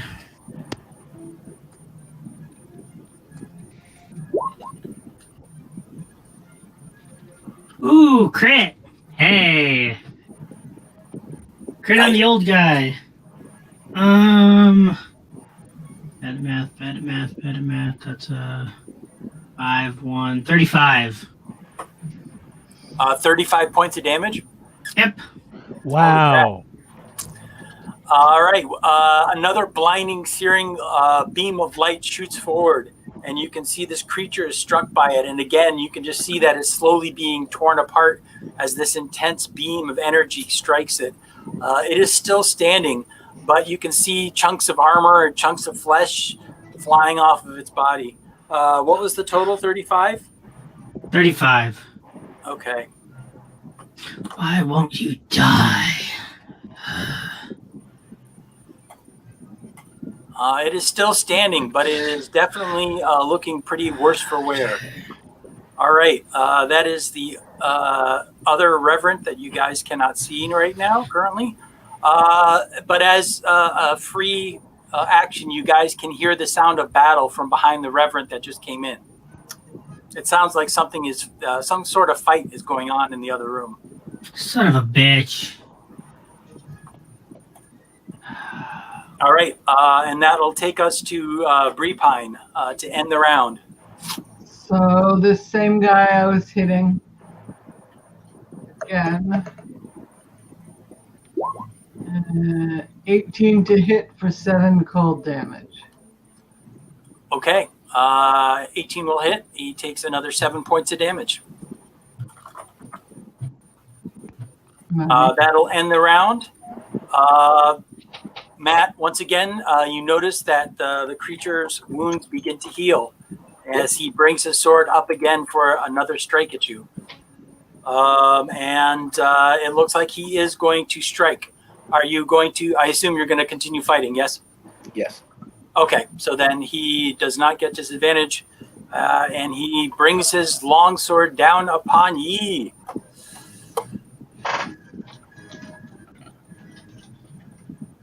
Uh, 13. Nope. Swing and a miss. It is your turn. All right. Swing and a big miss. All right. I am going to attack him.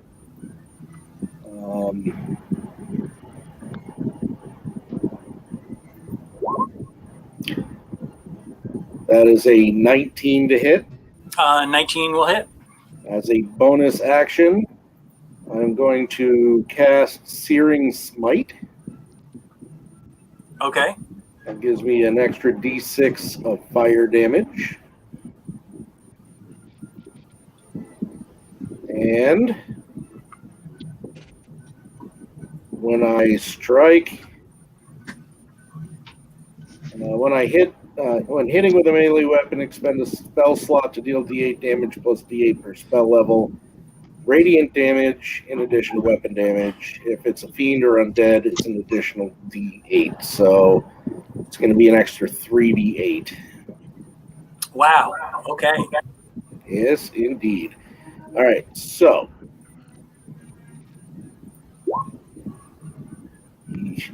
All right, so that's 8 points plus 4 points is 12.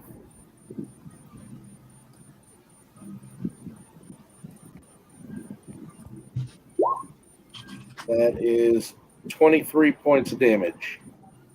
Okay. Nice. So your sword suddenly ignites into this blinding white beam of energy.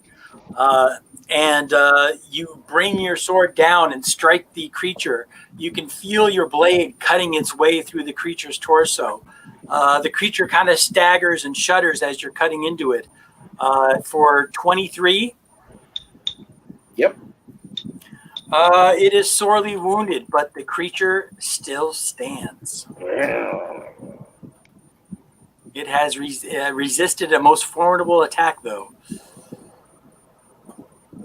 Yeah, my sword damage is sucking today.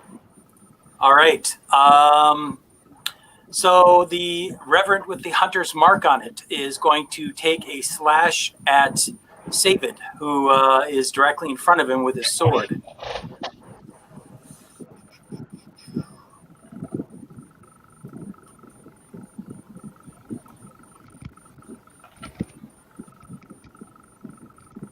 Wow, I'm not rolling too well today. He misses.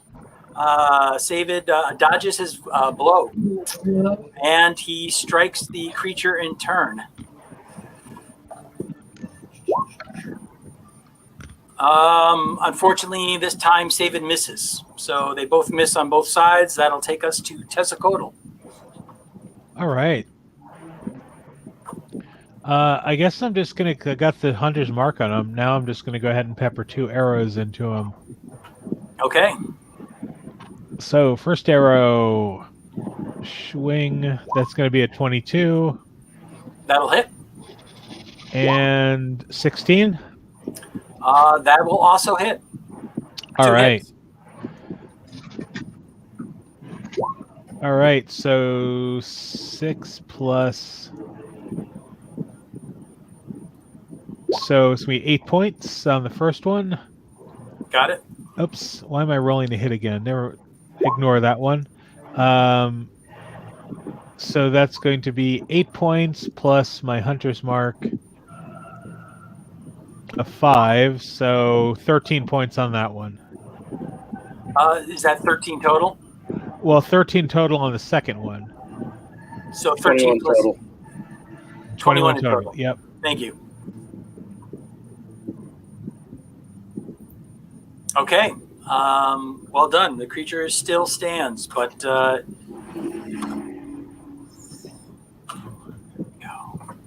he definitely landed some solid hits on him. All right, Reginald, it is your turn. Oh, I'm pissed. 5, 10, 15. What do I see? So you step into that room, and you can see that there is, over by this door, there is a Reverend who is fighting a spider. The horse is frantically tugging at its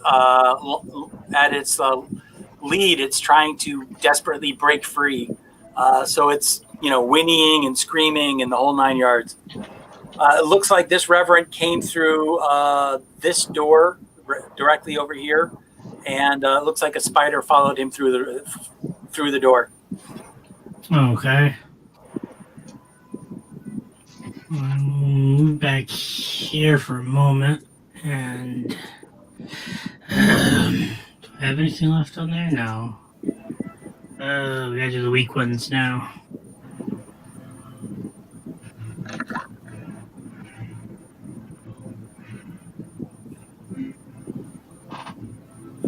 Ew. No, that doesn't hit. Oh well. What'd you get? A 9? 10.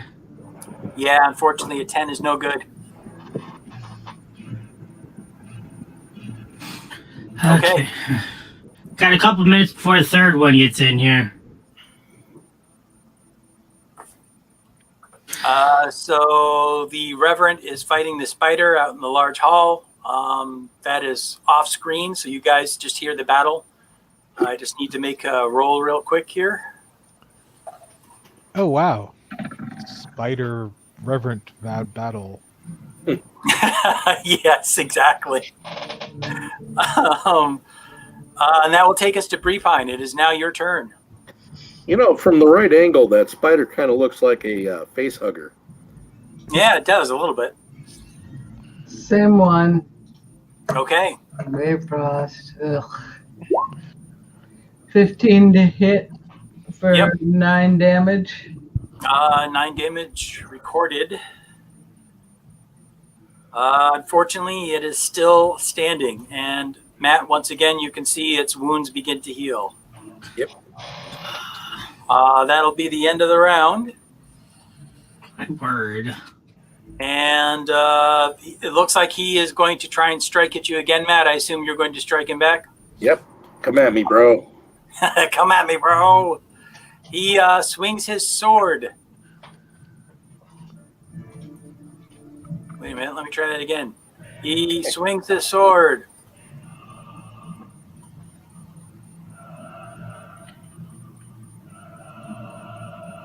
Oh, not a natural, but he gets a 20, so that does hit, right? Yeah, that'll hit. Okay, 11 points of slashing damage. All right. How is he looking? Are you Julius? He's smoldering. Oh, how's Julius looking? Yeah. He's no worse for. I mean, you've seen him worse. Okay. He's okay. We'll put it at he's okay. I'm not really worried about the Revenant. I mean, not like I'm gonna run out and go, I'll heal the Revenant. He looks like he's wounded. Speaking of, swing better. And that is a 16 to hit. That will hit. That is 13 points of damage. Okay. And I will take my second attack. That is a 15 to hit. That will also hit. I'm sorry. The first one, the 13 points of damage. I forgot to add the D6 for the fire. Okay. So go ahead and add that. That's in. another 6. So that was 19 for that first hit. Okay. And then this one, I am going to again use a spell slot. So I'm sorry. Hold on. Back up a little bit. How much damage did you do on the first hit? 19 total. Okay. As you strike him, he collapses to the ground, and light goes out in his eyes. All right. I won't use the spell. So that means that I can still do something, right? Yeah. You still can do something. If I move here, can I still attack him? Attack this guy?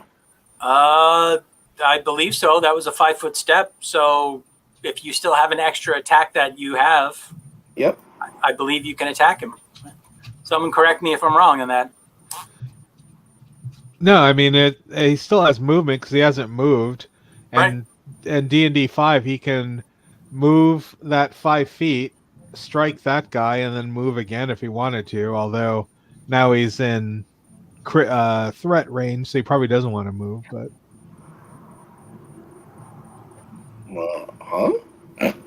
never mind. Just you can move and attack. Do you want me to keep the 10 that I rolled, or should I re-roll? It's up to you. You can do it. You can go either way. Come on, Mamu. I'm going to re-roll. Maybe I'll get a critical. Okay. No, but that's a 21, so I'll take it. That hits. And I will use the spell slot. So, why should it go as well? That is 13 damage plus 2 fire damage plus, wow, that sucks, 6 radiant damage. For a total of 21 points of damage. 21, got it. Okay, so you strike him, and you can see the fire and the radiant damage completely engulf his entire torso. You see that your blows are definitely doing damage, but the creature seems to bring his sword back in preparation for another strike at poor Lavid. You keep changing his name every round. I know I do. Joey, Jojo, What's the worst name ever? Save it. That's it. It's save it. Save it. All right. So then the one that you just struck is going to strike at you, Matt. Okay. Once again, come at me, bro.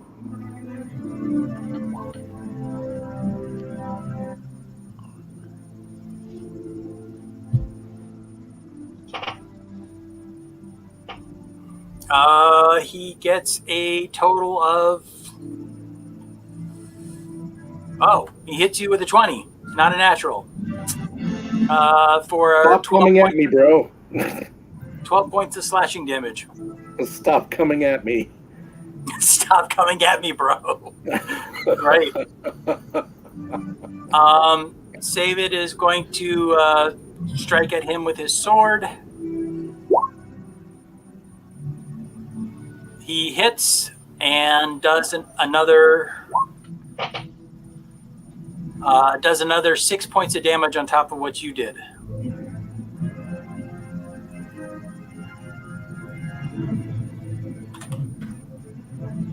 Okay, Tezzacotl, it is now your turn. All right. I'm gonna fire 2 more into that guy there. So,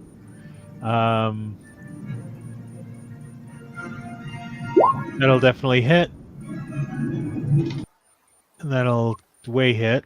So both hits.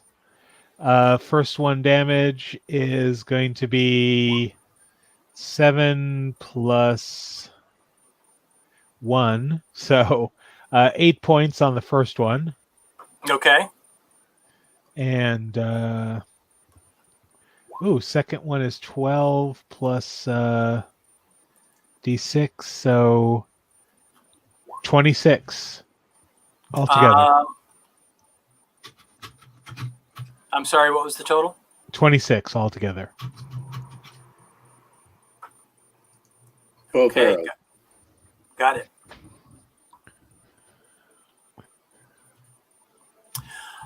Your arrows sink deep into his chest as the creature staggers back a little bit. Reginald, it is now your turn. I'll step over here, see how they're doing. I look at the guy in front of me and go, Boromir?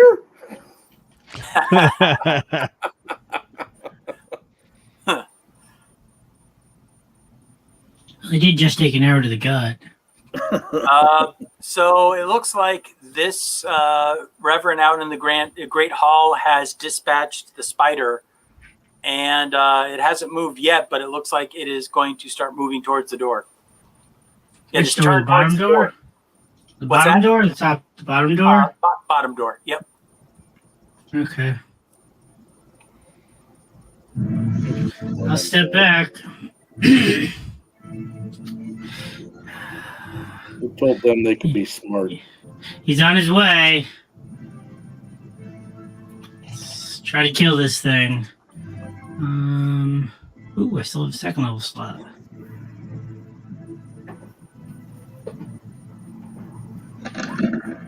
Come on. Yay, 24. 23 points of radiant damage. 23 points of radiant, is that right? Yep. Go ahead. Okay, another blinding, searing beam of light shoots out, and the creature is struck. You can see once again bits of flesh and armor begin getting blown off the creature. It is still standing, but looks pretty banged up. It's taken some pretty serious hits this round. Okay. Great. And right on cue, this door flies open and this reverend appears. Mm-hmm. If he moves more than 15 feet, can he still attack? Yes, he can still attack, right? He can get up to his full move. Right. Yep. Got Yeah, it. but what about going through a door? Well, yeah, I guess that's my question indirectly. Part of a move action. So he would Unless still the door, he would still unless be the door able to was attack. locked. Yeah. No, No? Wait, who Nope. said no? the door is not locked. Oh. Okay, then yeah, he should have just gone. I thought Mary said no, so I was just like, oh no, I didn't really? say Wait. no. Okay. All right. So that creature, Reverend, is striking again at Savid. And, it's Savid. Ouch. Savid is standing, but he is grievously wounded. And then that'll take us to Breepine. I'll shoot this dude. Okay. I look at Save It and say, sorry, Biff, old buddy. I knew you'd come in handy sometime.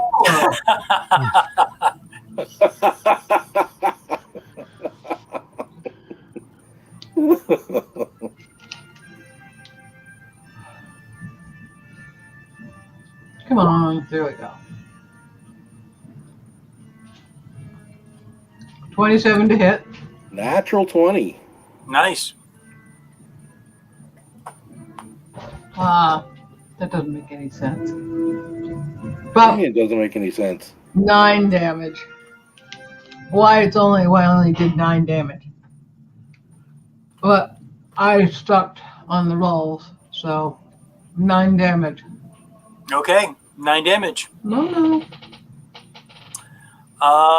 And that'll end the round, and it is back to you, Julius.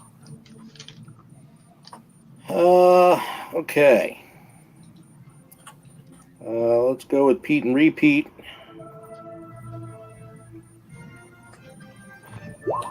That is a 27 to hit. That will hit. That does 10 points of damage to him. Okay. He is still standing. And with my second attack, that is a 17 to hit. That will also hit. Oh, crap. I forgot the fire again. Hold on. Add a point of damage. Got it. So I attack again. So that's 13, 16. My last spell slot is another 21 points of damage. So 16, Nice. 37 points of damage. Okay. This one collapses to the ground. Totally worth it. All right. Save It takes a 5-foot step, and with his foot, he kicks the door closed, and he strikes again at the Reverend.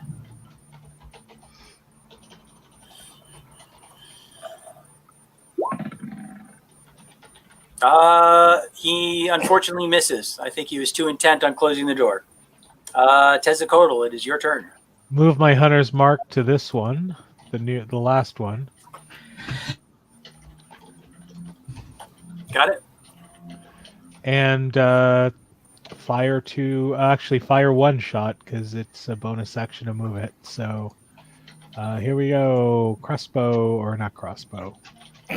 15 will hit though, so I will go ahead and. So that's gonna be 6 plus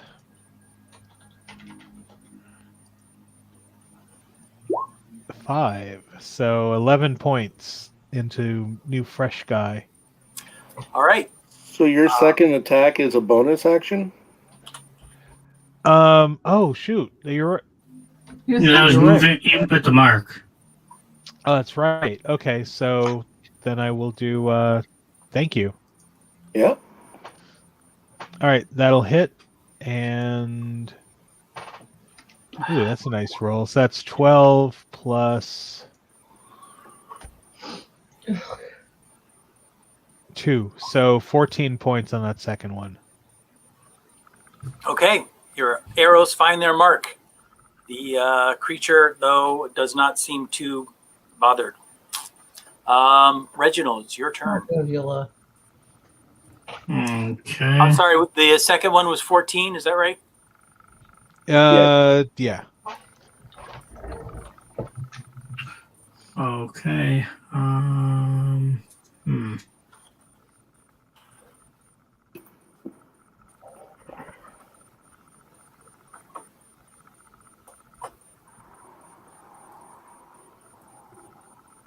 See.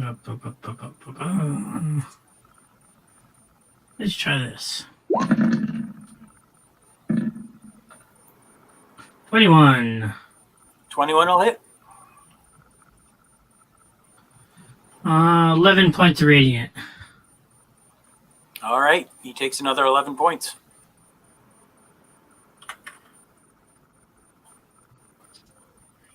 That would make the Reverend's turn.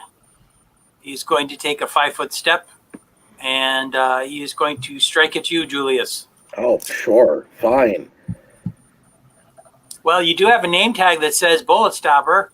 I know. And so does he.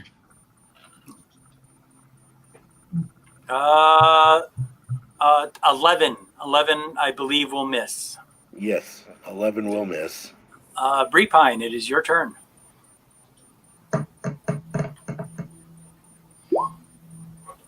$20 for 11 cold.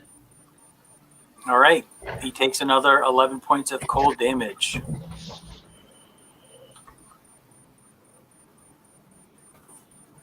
You have advantage, so you can roll again to see if you crit.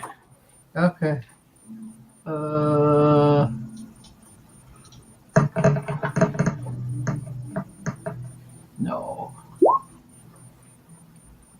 Nope. All right. That'll be the end of the round. Julius, it is back to you again. Oh, hey. Well, I got no more spells to use, but my fire's still going. So that's a 30 to hit. Yeah, I believe that hits, yes. That is 9. That's 13 points of damage with the fire. Got it. And that's 21 to hit. 10 plus 1. So it's another 11. Another 11 on top of what you just did. Got it.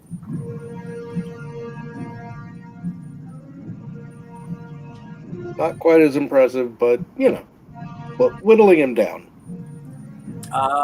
Stavid is going to attack again with his sword. He misses miserably. Tessacodal. All right. He's getting a little too close for comfort, so I'm going to jump off and go here, which I think I still should be able to get shots off. And go ahead and... Ooh, nice. That 25. That'll hit. And 26. Both will hit. All right. So first shot, peppers in. Ooh, that's a nice shot. 12 plus... Where's my D6? Woohoo! Max damage. Huh? If you look on roll 20, it already adds in the extra d6. Oh, Slayer's prey damage. all right. So then that's going to be 12 points of damage. Bless you. Thank you. So that was 12 points. Got it? And 7 points.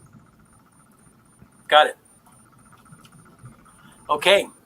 You are quickly peppering him with arrows. Arrow shafts are sticking all out of his body in all crazy angles.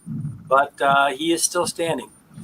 Wait, why isn't it 16, James, on your first one? 12 piercing damage plus 4 from your Slayer's Prey. Total 16. Oh, well, because I'm going by what it's telling me here and on Beyond. I was going by what it's telling you here on roll 20. Yeah, it's just because I have the player's version. I have my roll 20 up on the shared screen. So if I keep it close, I don't have to look at my rolls, because then it does that. But so everybody sees. Yeah, so I've just been going off of what Beyond tells me. So I don't know if it's okay. Nope, no problem. Alrighty. So then, if you're all done, then James, then it's Reginald again. Okay.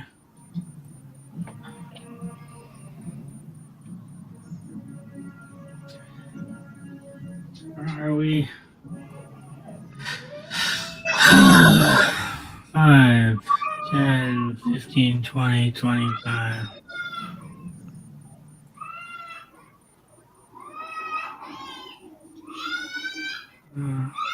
Everybody hear the child being tortured? Yes. I do hear the child being slowly murdered in the background. I'm calling child support as we speak. Let me see what. Oh, 60 feet. No, we won't use that. We'll use. I got enough. 15? 15 will hit. 16 points radiant damage. Okay. The creature takes another 16 points of radiant damage.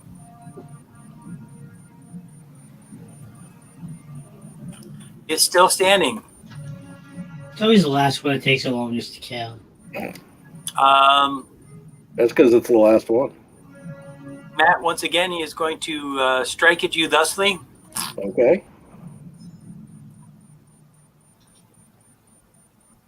Boy, these guys got a hard on for me. 14? Nope. Nope, he misses. Okay, Breepine, your turn. Same thing. Ooh. What? I guess 12 doesn't hit. You have advantage. Oh, yeah.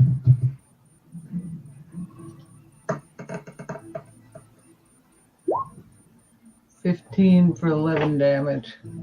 Okay. Not as good as my maxed out 16 damage.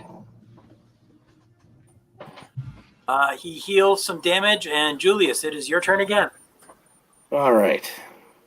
Just for some cinematics here, I'm going to come over here and like kind of jump off of the table. I'm going to use it to boost myself and take a swing at him that way. Okay. Just to try and make it look nice. Oh, that's a natural 1. All right. Unfortunately, it doesn't look as nice as you'd hoped. Do I get my second attack still? I don't know with a crit fail. I'll go ahead and give it to you, but you'll take it at disadvantage.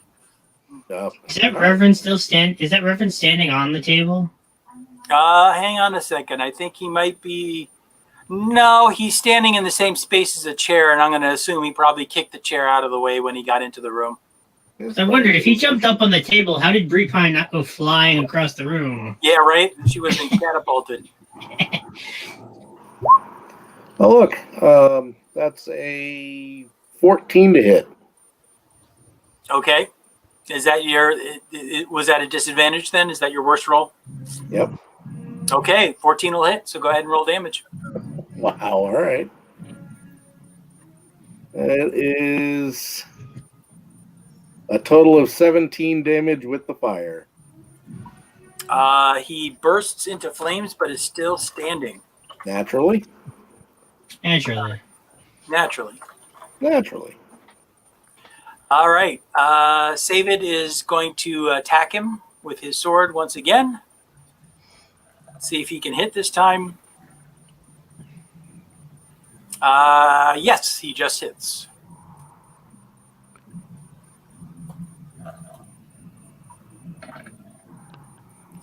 He does another 4 points of damage. Womp womp. Okay, Tezzacotl, it is your turn. All right. Hopefully I can bring him down.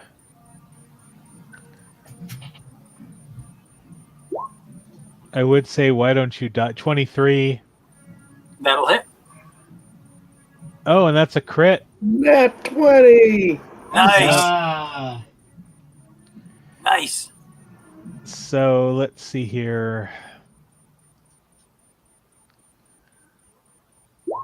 So it looks like that'll be that 10 plus 4 is going to be 14 on the crit. Okay, 14 points of damage on the crit. Got it.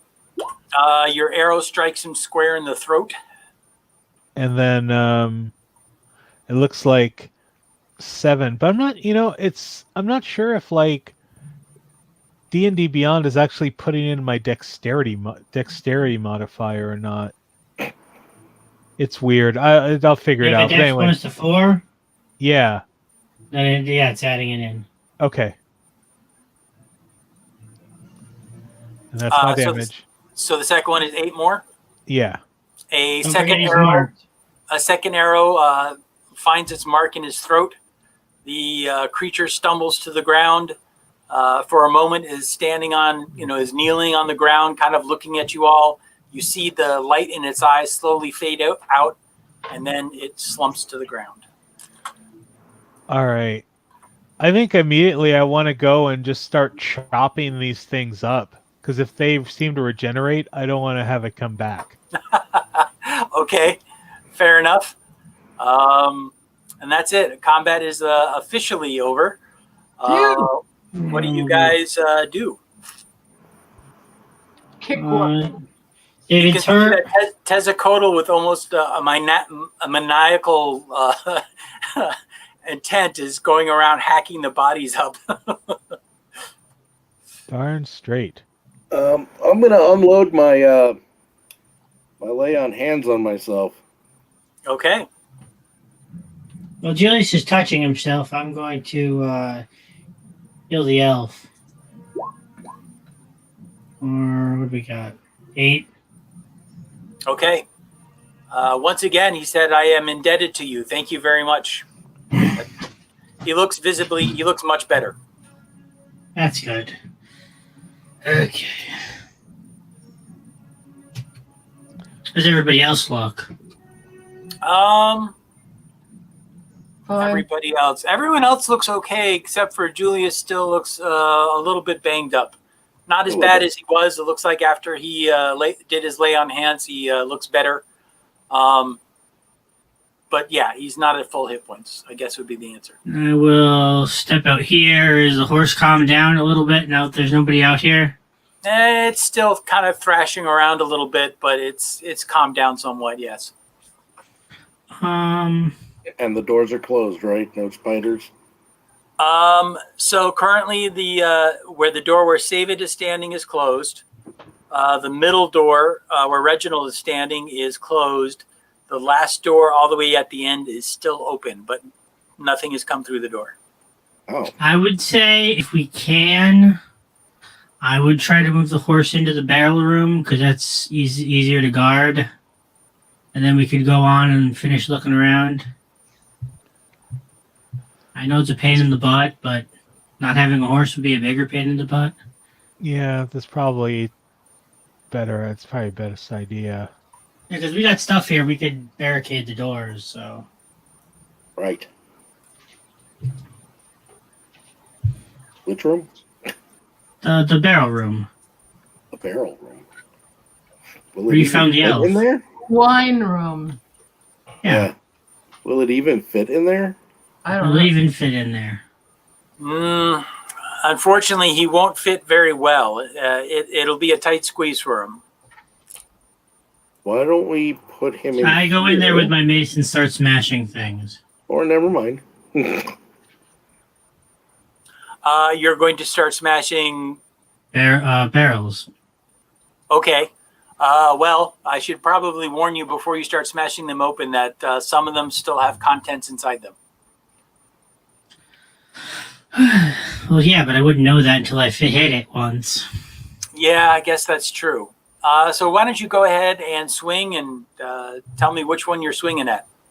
Well, we'll start with... I'm just going for these two on this side. Okay. And if we can just clear an area, then... Sure. So go ahead and roll to hit, and then tell me how much damage you do. They're pretty rickety barrels. They've been here for quite some time, so it's not going to take much to shatter them or weaken them enough to break apart. Oh my god. 18 to hit? Yeah, that is definitely a hit. 4 damage. A large, one of the paneling, one of the wooden panels on the side of the barrel breaks in two, and a small spout of syrupy-looking wine shoots out and begins splashing all over your feet.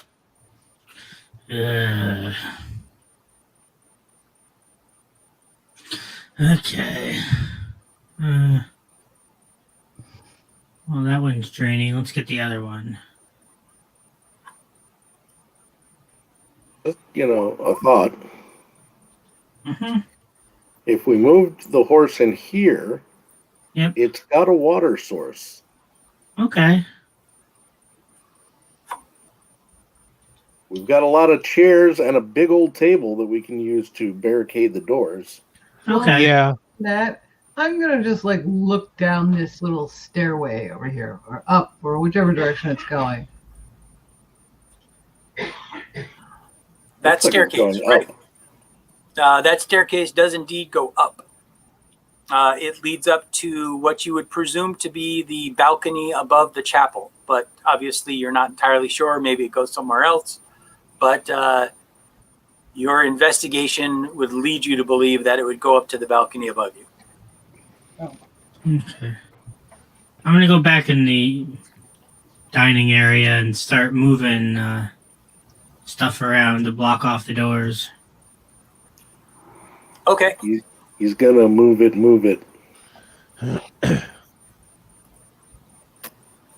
I'm gonna bring the horse in.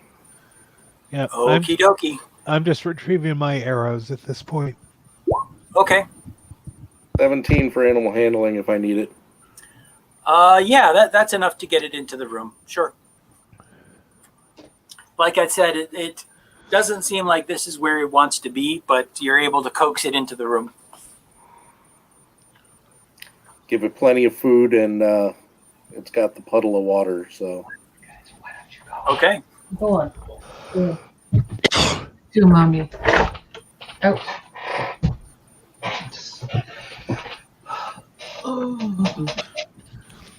All right. The horse is now secured in the room. The doors are closed. What do you guys do now? I go to Disneyland. No. I'm gonna do that. You know the thing where you like prop the door up underneath the door handle so you can't open it? These doors have pull handles. So, I mean, yeah, I guess you could do some kind of rough barricade in front of the door with the furniture. Well, if you got like a broken chair, then we could just stick a pole through them. Sure. You could That's what I make. was thinking. Yeah, you could find something to restrain the door. Sure. Okay. I think let's go up and check out the balcony. We also got this other door over here. The one the ghouls exited through. Oh yeah. Right next to the staircase. Right. So since this door is open, I can show you just immediately outside.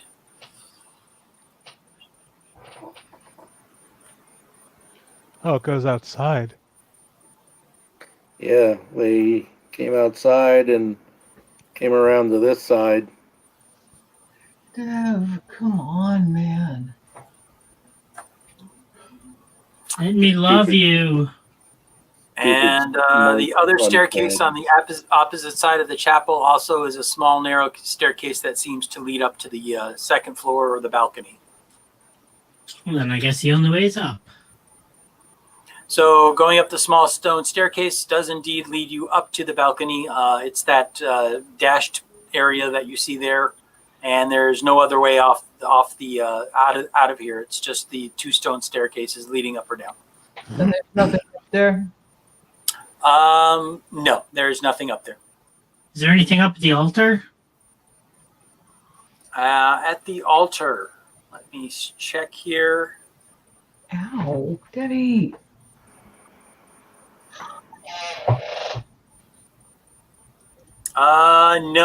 No. You can see a bunch of aging religious artifacts, but besides that, there's nothing at the altar.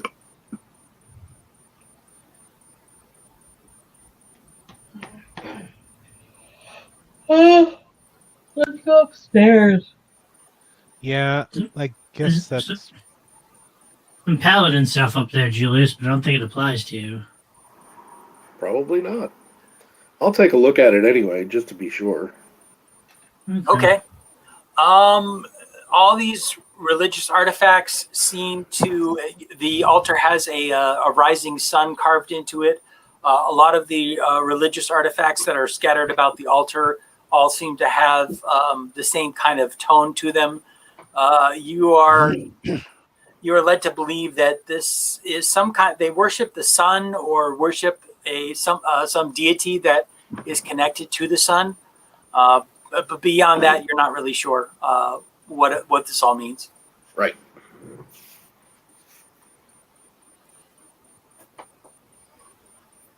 It looks like some of the items might be worth the value. At least there's a cup there that's made of silver. It really depends on who you're trying to sell it to. Some people might actually find more value in it because it's a religious artifact. Well, being who I am not going to take them because that would be sacrilege. Got it.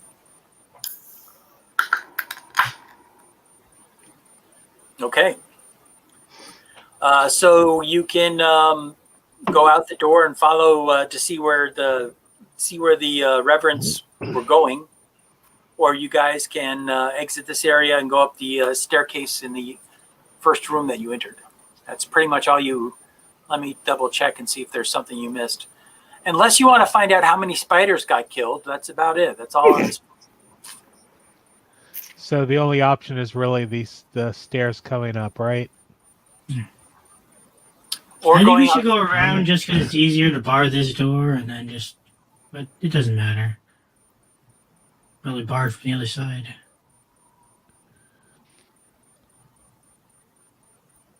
I step out to take a look. Okie dokie.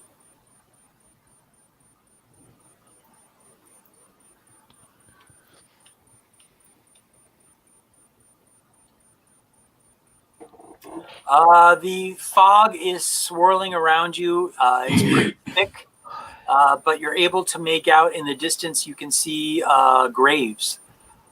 Several of the graves look like they have been disturbed.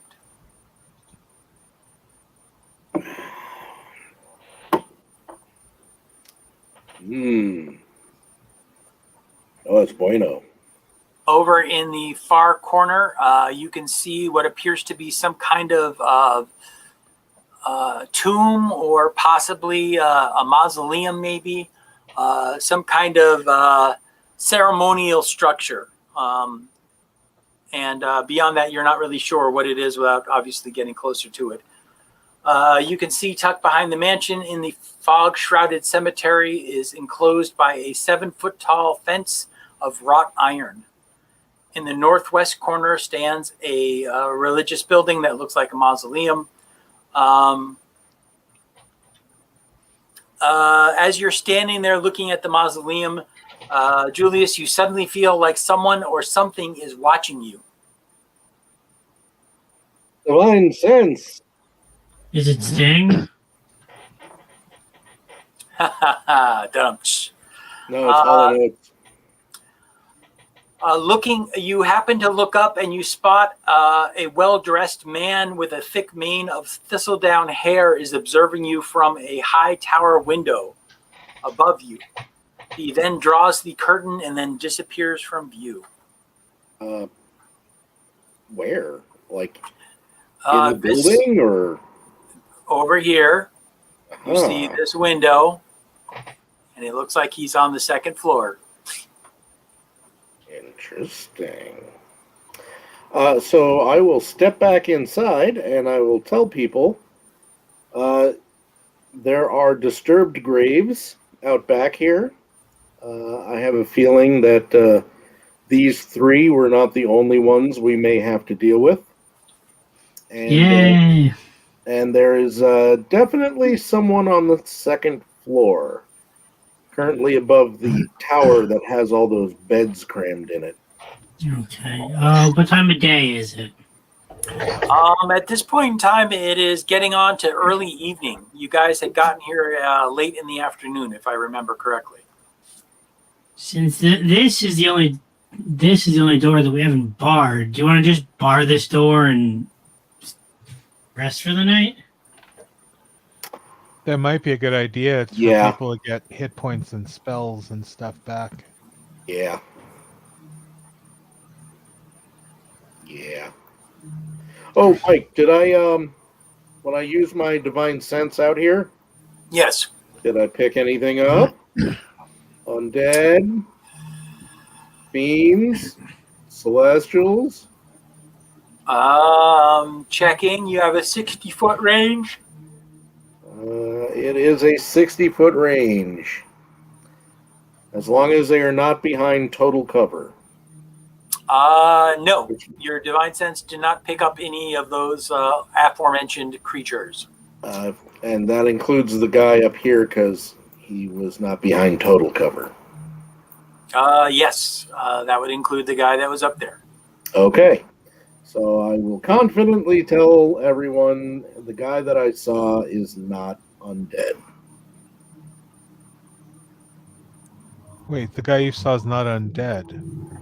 That's what I said. In the window. So it's not Strahd. No, definitely not Strahd. Didn't look like Strahd. Not at all.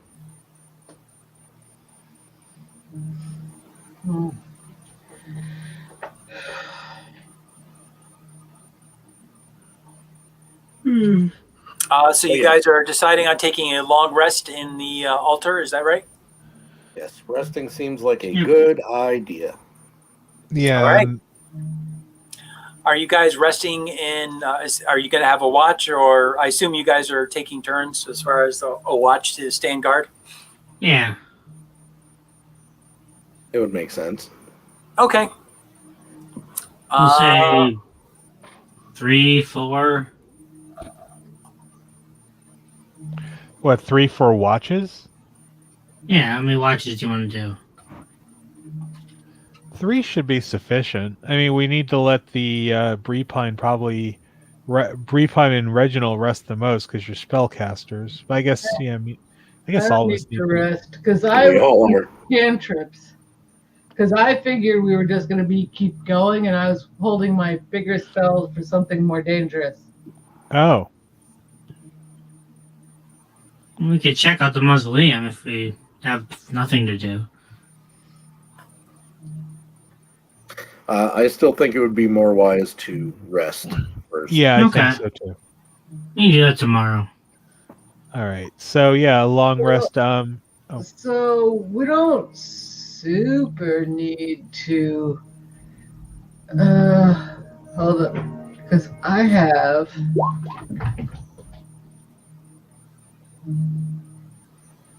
So if we go in there, nothing should be able to get us. True, true. Is that Leo Mud's Tiny Hut, or did they just rename it to Tiny Hut? It's the same thing. But why isn't it Leo Mud's? It Good depends. question. It says it both ways. This just happens to be hut. Because we're not in Greyhawk, that's why. Oh, yeah. That doesn't matter.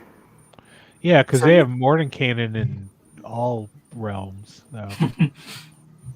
So. Bree Pine, you cast your spell, and everybody is going to use your tiny hut. Yeah. Okay. We could sleep for 8 hours without having to worry about anything. Let me just check to see if Strahd's domain messes with that spell. I don't think so, but I have to double check.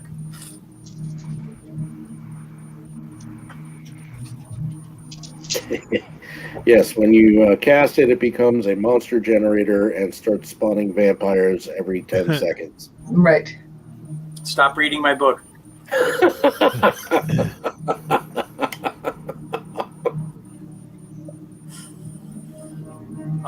Let's see. No. Your spell goes off as desired. You guys all take advantage of the hut. You have some very disturbing dreams, but otherwise you all gain the benefit of 8 hours of sleep. So hit points are restored, spell slots are restored, etc., etc. All right.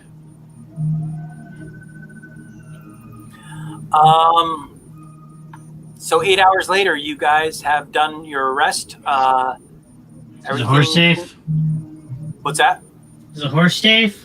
Yep, the horse. It looks safe. It hasn't gone anywhere. Cool. The horse got his spells back too. Yes, the horse got his spell backs too. So yes, including neigh and kick. Neigh and kick. Okay, we want to go upstairs, or do we want to check out the mausoleum? Upstairs. Yes. Upstairs. Okay, mausoleum it is. No, we'll go upstairs. We'll go upstairs. Okay. So you guys unblock one of the doors and go back out into the main foyer? Yes. Up the stairs? Yes. Because we know there's somebody over here. Lock that door off. And of course, we're going to block the door off after we get through, so. Right. Save the horse, save the universe. Yeah. You said that this fence here was 7 feet? Yes, that's right. Yeah, we could. Well, I was going to say one person could stay behind and block the door from the inside, and then go jump over the fence here and come around, come in the front. Well, it looks like there's also a gate over here. That's the mausoleum. Oh. Well, it's got blackness over it. It's hard to tell. That's because Mike blocked it off because we haven't seen inside yet. It does indeed have blackness. That's where all the big piles of loot are. Yes. You'll see, the suspense will make it that much sweeter. Sure. All right. Well, I'm going to slowly make my way up the stairs. Yep. Okay. Time to go upstairs. I'm behind you. I charge recklessly. No. So if you, James, if you scroll up the map a little bit, further up from where you are, you'll see another area. And that is the staircase that you guys are ascending. The large area that you see there obviously is looking down onto the first floor. Let me tell you what you see when you get to the top of the stairs there. Is that a curtain? Yes, that is a large tapestry of a very handsome-looking man dressed in plate mail armor with the whole dragon motif that you've seen before. Cool. I move it if there's anything behind it. No, there's nothing behind it except for a stone wall. Okay. 2 stone balconies flank the main foyer. Balusters carved to resemble knights in shining armor support their elegantly carved stone railings. Weapons and shields festoon the walls along each of the walkways, while alabaster busts of handsome men flank the hallways that lead north and south away from the foyer. At the west end of each balcony is an archway that leads to a spiral staircase going up. Do any of the weapons look like they are in particularly good condition compared to the others? They are all pitted and rusted and look like they've been hanging on the wall for a very long time. Right.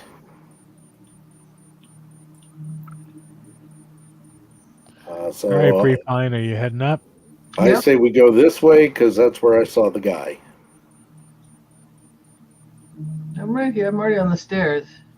Okay, just waiting for you to go up, or I'll go past you. Well, yeah. Is this a hallway I can look down?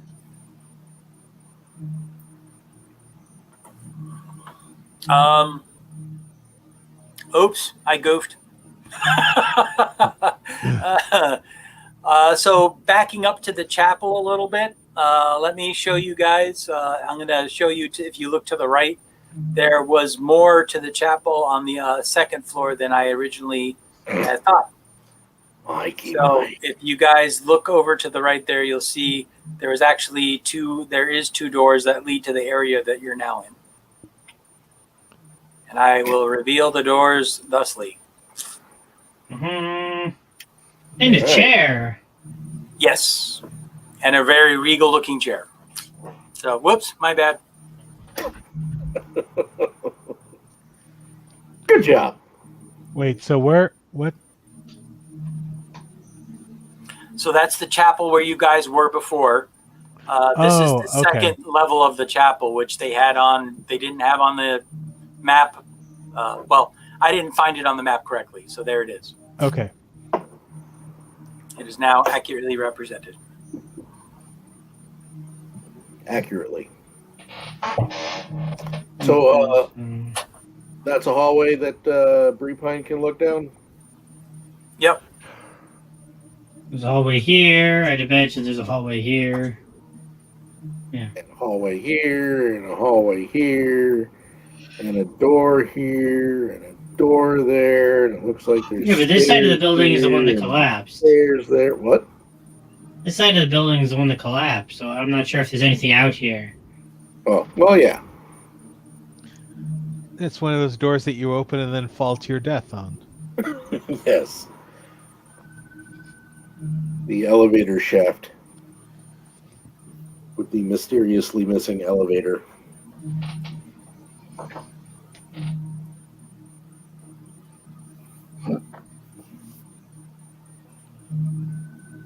There's a door.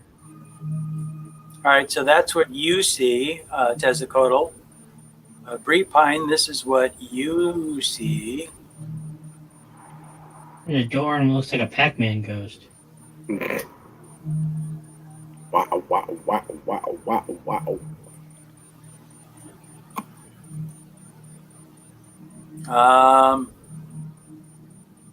Yeah, that's what you guys see right now. Did I miss something? No, that's where everyone is looking, right? I'm gonna go down here just to see what's down this way. just to be different.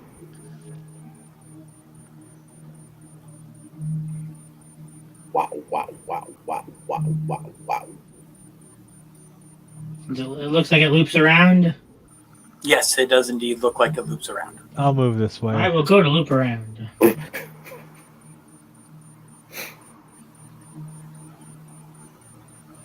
And you bump into each other. Howdy. Talking cat.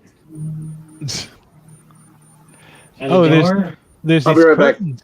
Okay, there's these curtains behind us. And doors in front of us. Oh, I'm going to move this curtain here. A red velvet curtain hangs in front of an alcove in the southeast corner of this hall. It ripples ever so slightly. One of the narrow windows in the back of the alcove has a broken glass pane through which a slight breeze passes, causing the curtain to move. A black cloth covers something atop a white marble pedestal that is in this alcove. Is this the alcove you're talking about, or this alcove? You said the south one, so I think it's my alcove. Oh, yes. Okay. All right. Okay. Do I want to be stupid? Do I not want to be stupid? I'll move the cloth. You remove the cloth. Underneath the cloth, you can see a severed head, and it looks like it is the helmet of Julius. I'm guessing that's a sanity check? How many what? Yes, go ahead and make a sanity check. Where do I have that? I gotta do that for real funny.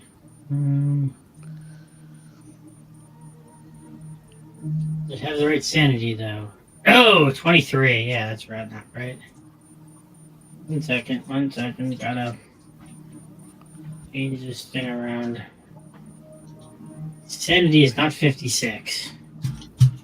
Sanity points are 56.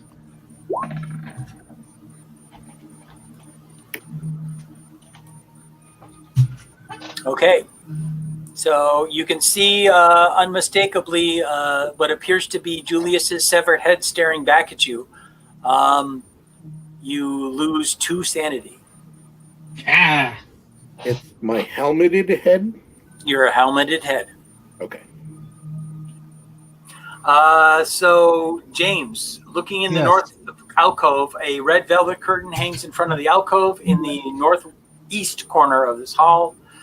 You pull the curtain back and see that the alcove is empty except for a narrow window in the back walls. All right. Does Reginald make a noise or anything, or? I don't know. Reginald, do you react at all to the severed head of Julius?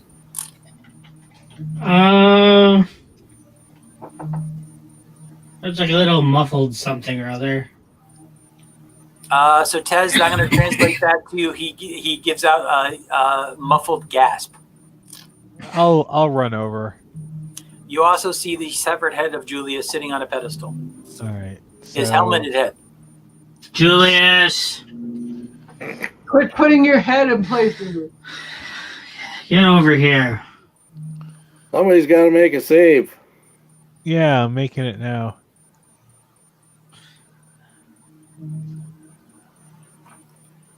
Hey, guys.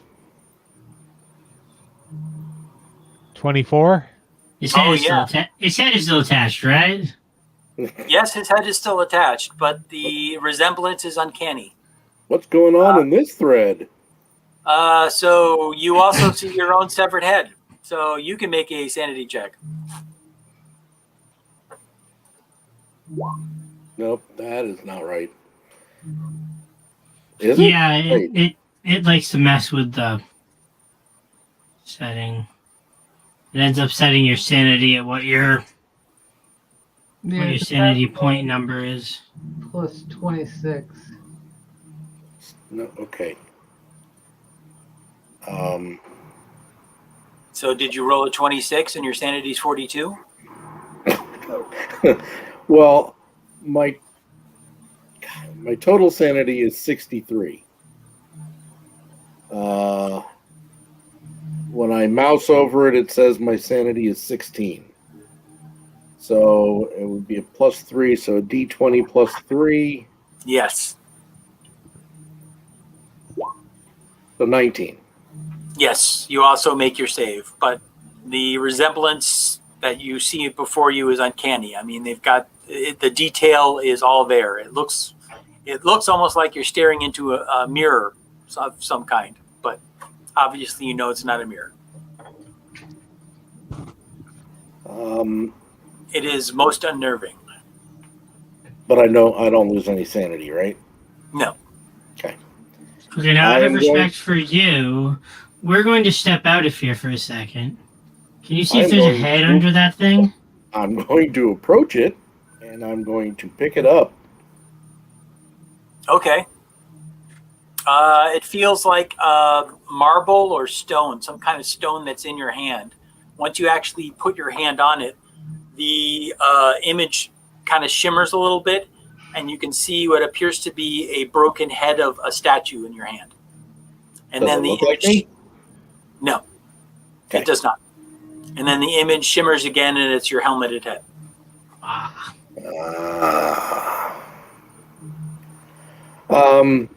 I put it down. Okay. And I turn around and I say, "It's only an illusion."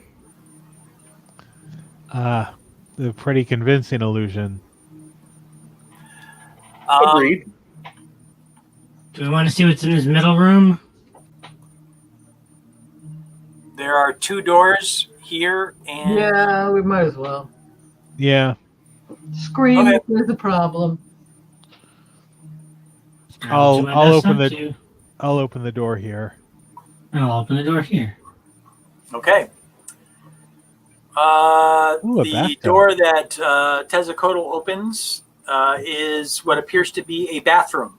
The room contains a large iron tub that has wood paneling on, and the room has wood paneling on the walls that rises to a height of 3 feet. Above the paneling, the walls are painted with a continuous faded mural of a majestic mountainscape. Oh, wooden panels. How 70s. Yeah. Unless it's wainscoting, and then it's like 1770s. Oh, good, a bathroom. I've been looking for a place to crap the whole adventure. The other room that Reginald is in, you can see that rainwater has been steadily leaking through the cracks in the ceiling and has flowed into a large pool in the middle of this sagging wooden floor. The pool fills about half the room.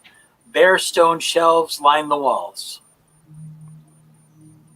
I'd imagine there's a hole somewhere in here that's leading to the floor below.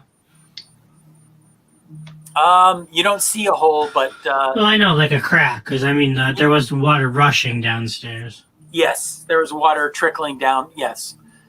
This is about where that pool of water was, and where, ironically, where your horse is actually at this point in time. You could use the water. So it's like a storage room? Yeah, it looks like a storage room that looks like it's been pretty thoroughly ransacked. Okay, which way do we want to go? North or south? Looks like Julius has already ran that way. I'm just taking a look down the hall, or Okay. what I presume to be a hall. Right.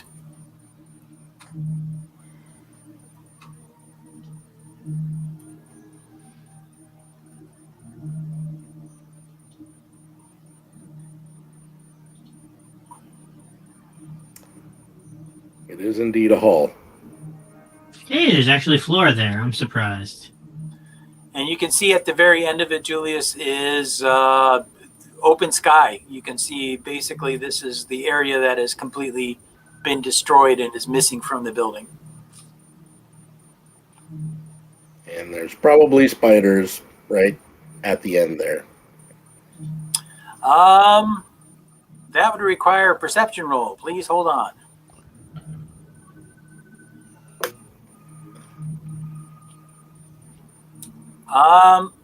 Why, yes, you do see movement at the end of the hallway. But of course. Can I interest you in a nice glass of spiders? All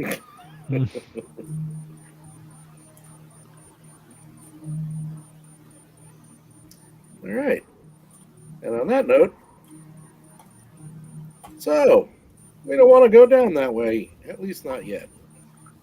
Well, why don't we go up where Prepine is and check out that area? That sounds like a great idea. It's where your man was.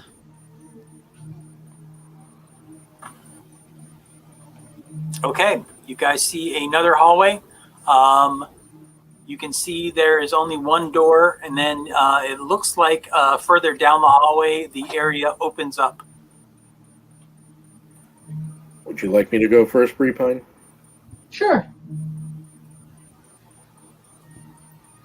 I will bravely and foolishly go first. I see. What's in the It's door? open. You see an open door. You're going to peer into the room. Is that what's happening there? That's the idea. All right.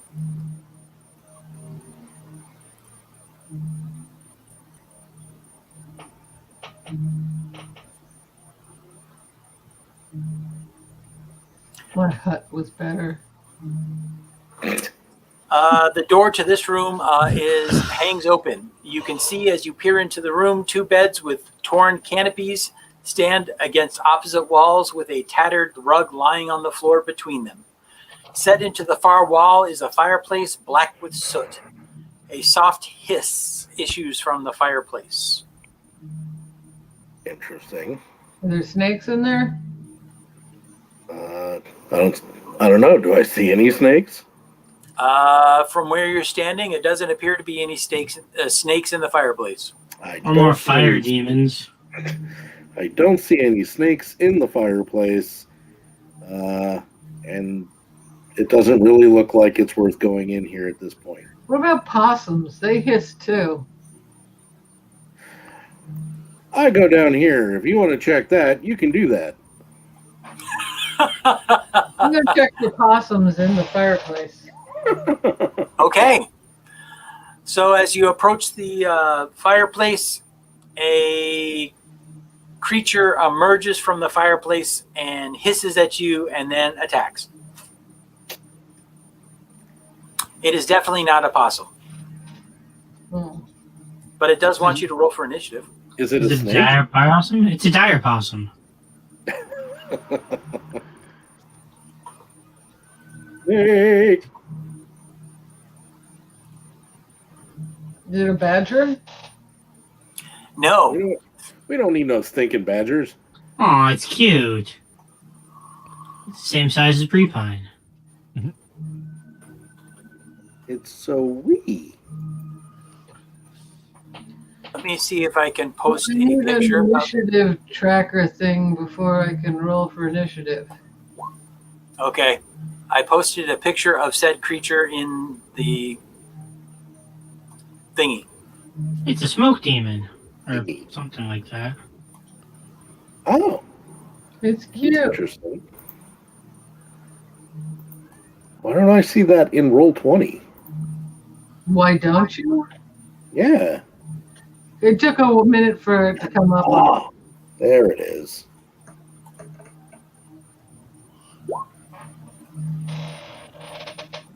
Oh, wait, sorry. I've got to clear the... My new one came up. What's that? My new one came up.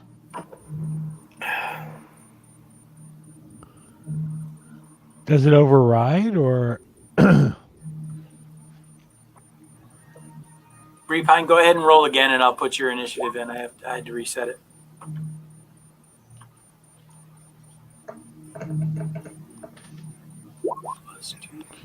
No, it's even worse.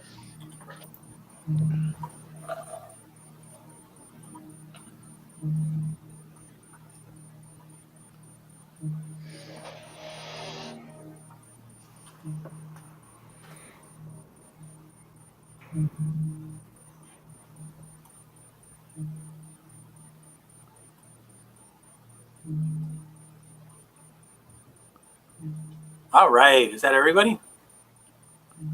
Looks that way. I think so. Oh, except for Savid. Is the elf following us? Or is he staying with the horse? I don't know. Do you want him to follow you, or do you want him to stay with the horse? It doesn't matter. I mean, he seemed pretty helpful during our fight, so... Okay.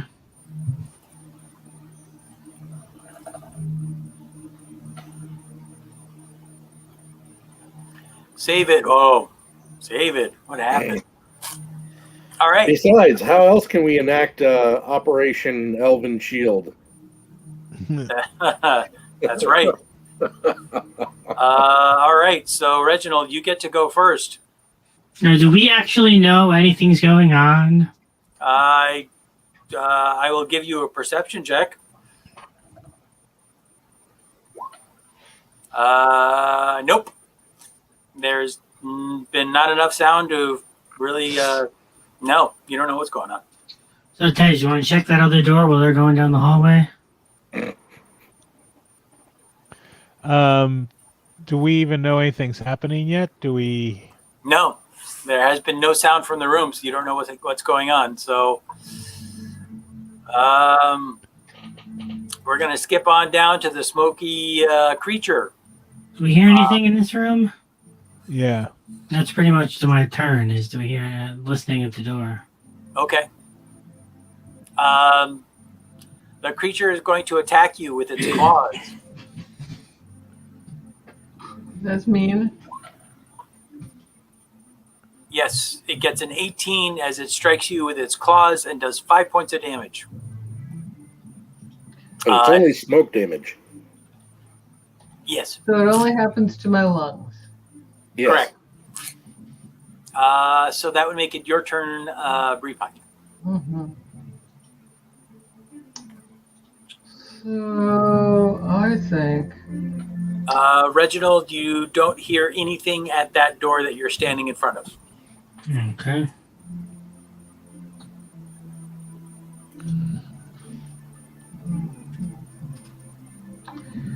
And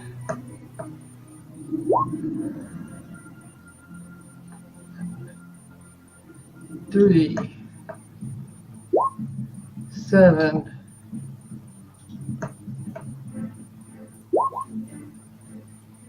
12. 12 total? 17 total damage. The creature is struck by your magic missiles, but appears to still be alive and gives you a very foul hiss. At that point in time, you guys do hear some kind of commotion coming from the room that Brepine's in. Yeah. Julius, you would definitely hear it. Reginald and Tezzacotl, I will give you guys a roll.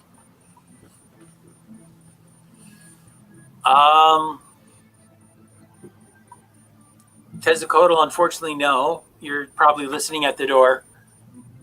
Reginald, yes, you do hear something. Some kind of commotion from the bedroom. Something's going on.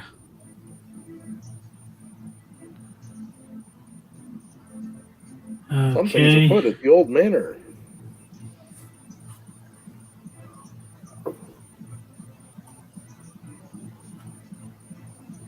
David, can you go check, make sure everything's okay down there?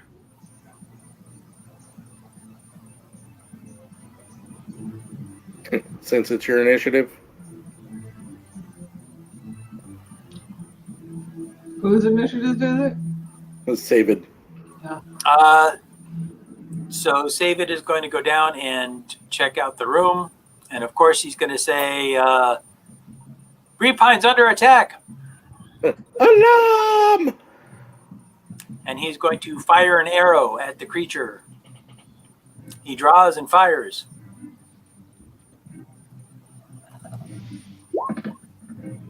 And he stumbles, and the arrow hits Julius square in the back of the head. And bounces off my helmet, right? Yep. Patang! Well, that got my attention. That would take us back to Reginald. It is your turn. Okay. Beer, 10, 15.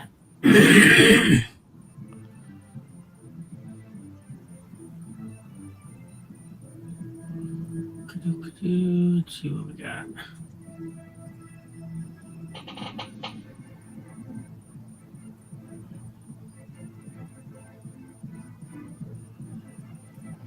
Okay. 20 will step there.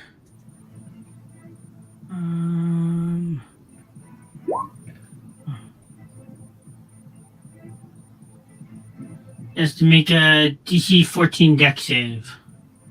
Okay. DC 14 dex. It rolls a 9. Okay, he takes 8 radiant damage. Okay.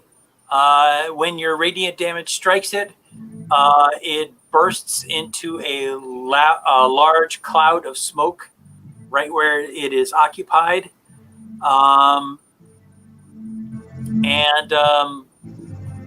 That's it. Repine, you're all covered with soot and smoke. It's all over you, and once you move out of that 5-foot area, you can see, but while you're standing in that 5-foot area, you can't see anything. Okay. You okay? Yeah, I'm okay. It didn't hurt too much. Just a little bit. But it was kind of cute.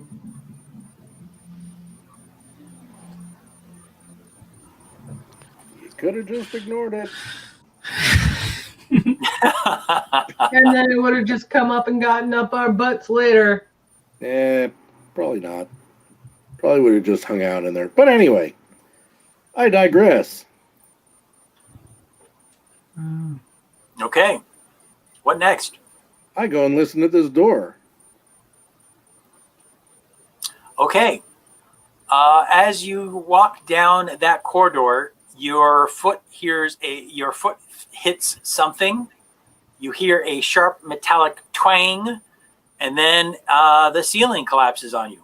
Awesome! I mean, oh. All right, guys, come on. Go on. Let's see. How much damage do you take from falling ceiling? Depends on the ceiling. Stone blocks. Do I get a saving throw?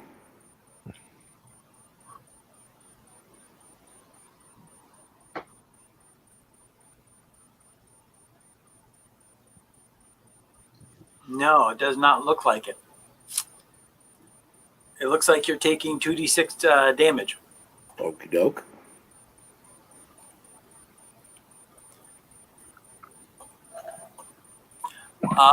Large, heavy stone blocks rain upon ye for 8 points of damage. Biff, sock, pow. Oof, oh, ooh. Good thing I wear, nice thick armor.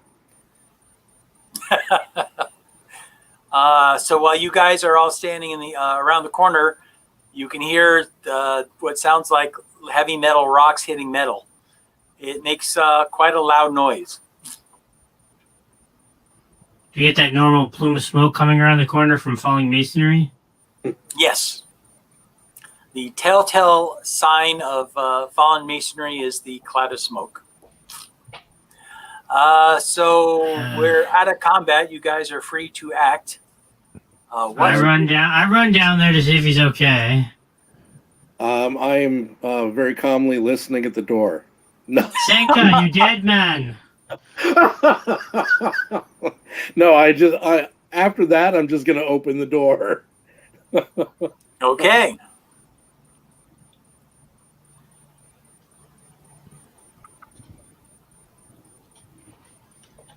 Click. Boom.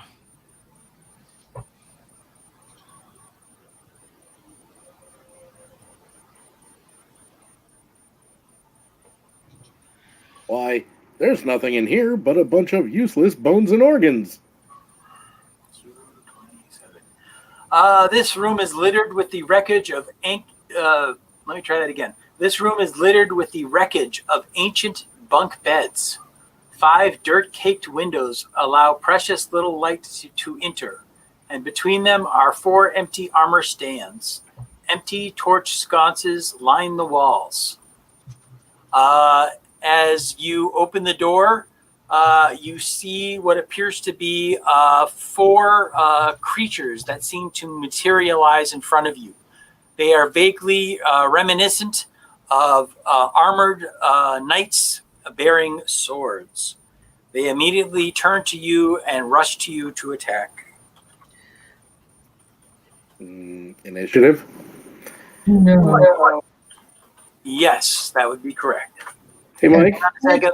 It's 5 minutes to midnight. Is it a good idea to start combat? No, it's probably about the time we should Stop. Cold combat. Yeah. I did drop a picture of the creature that you're facing you. Cool. And I guess at this point, we will go ahead and pause here, and we will continue next time. So go ahead and take it away, James.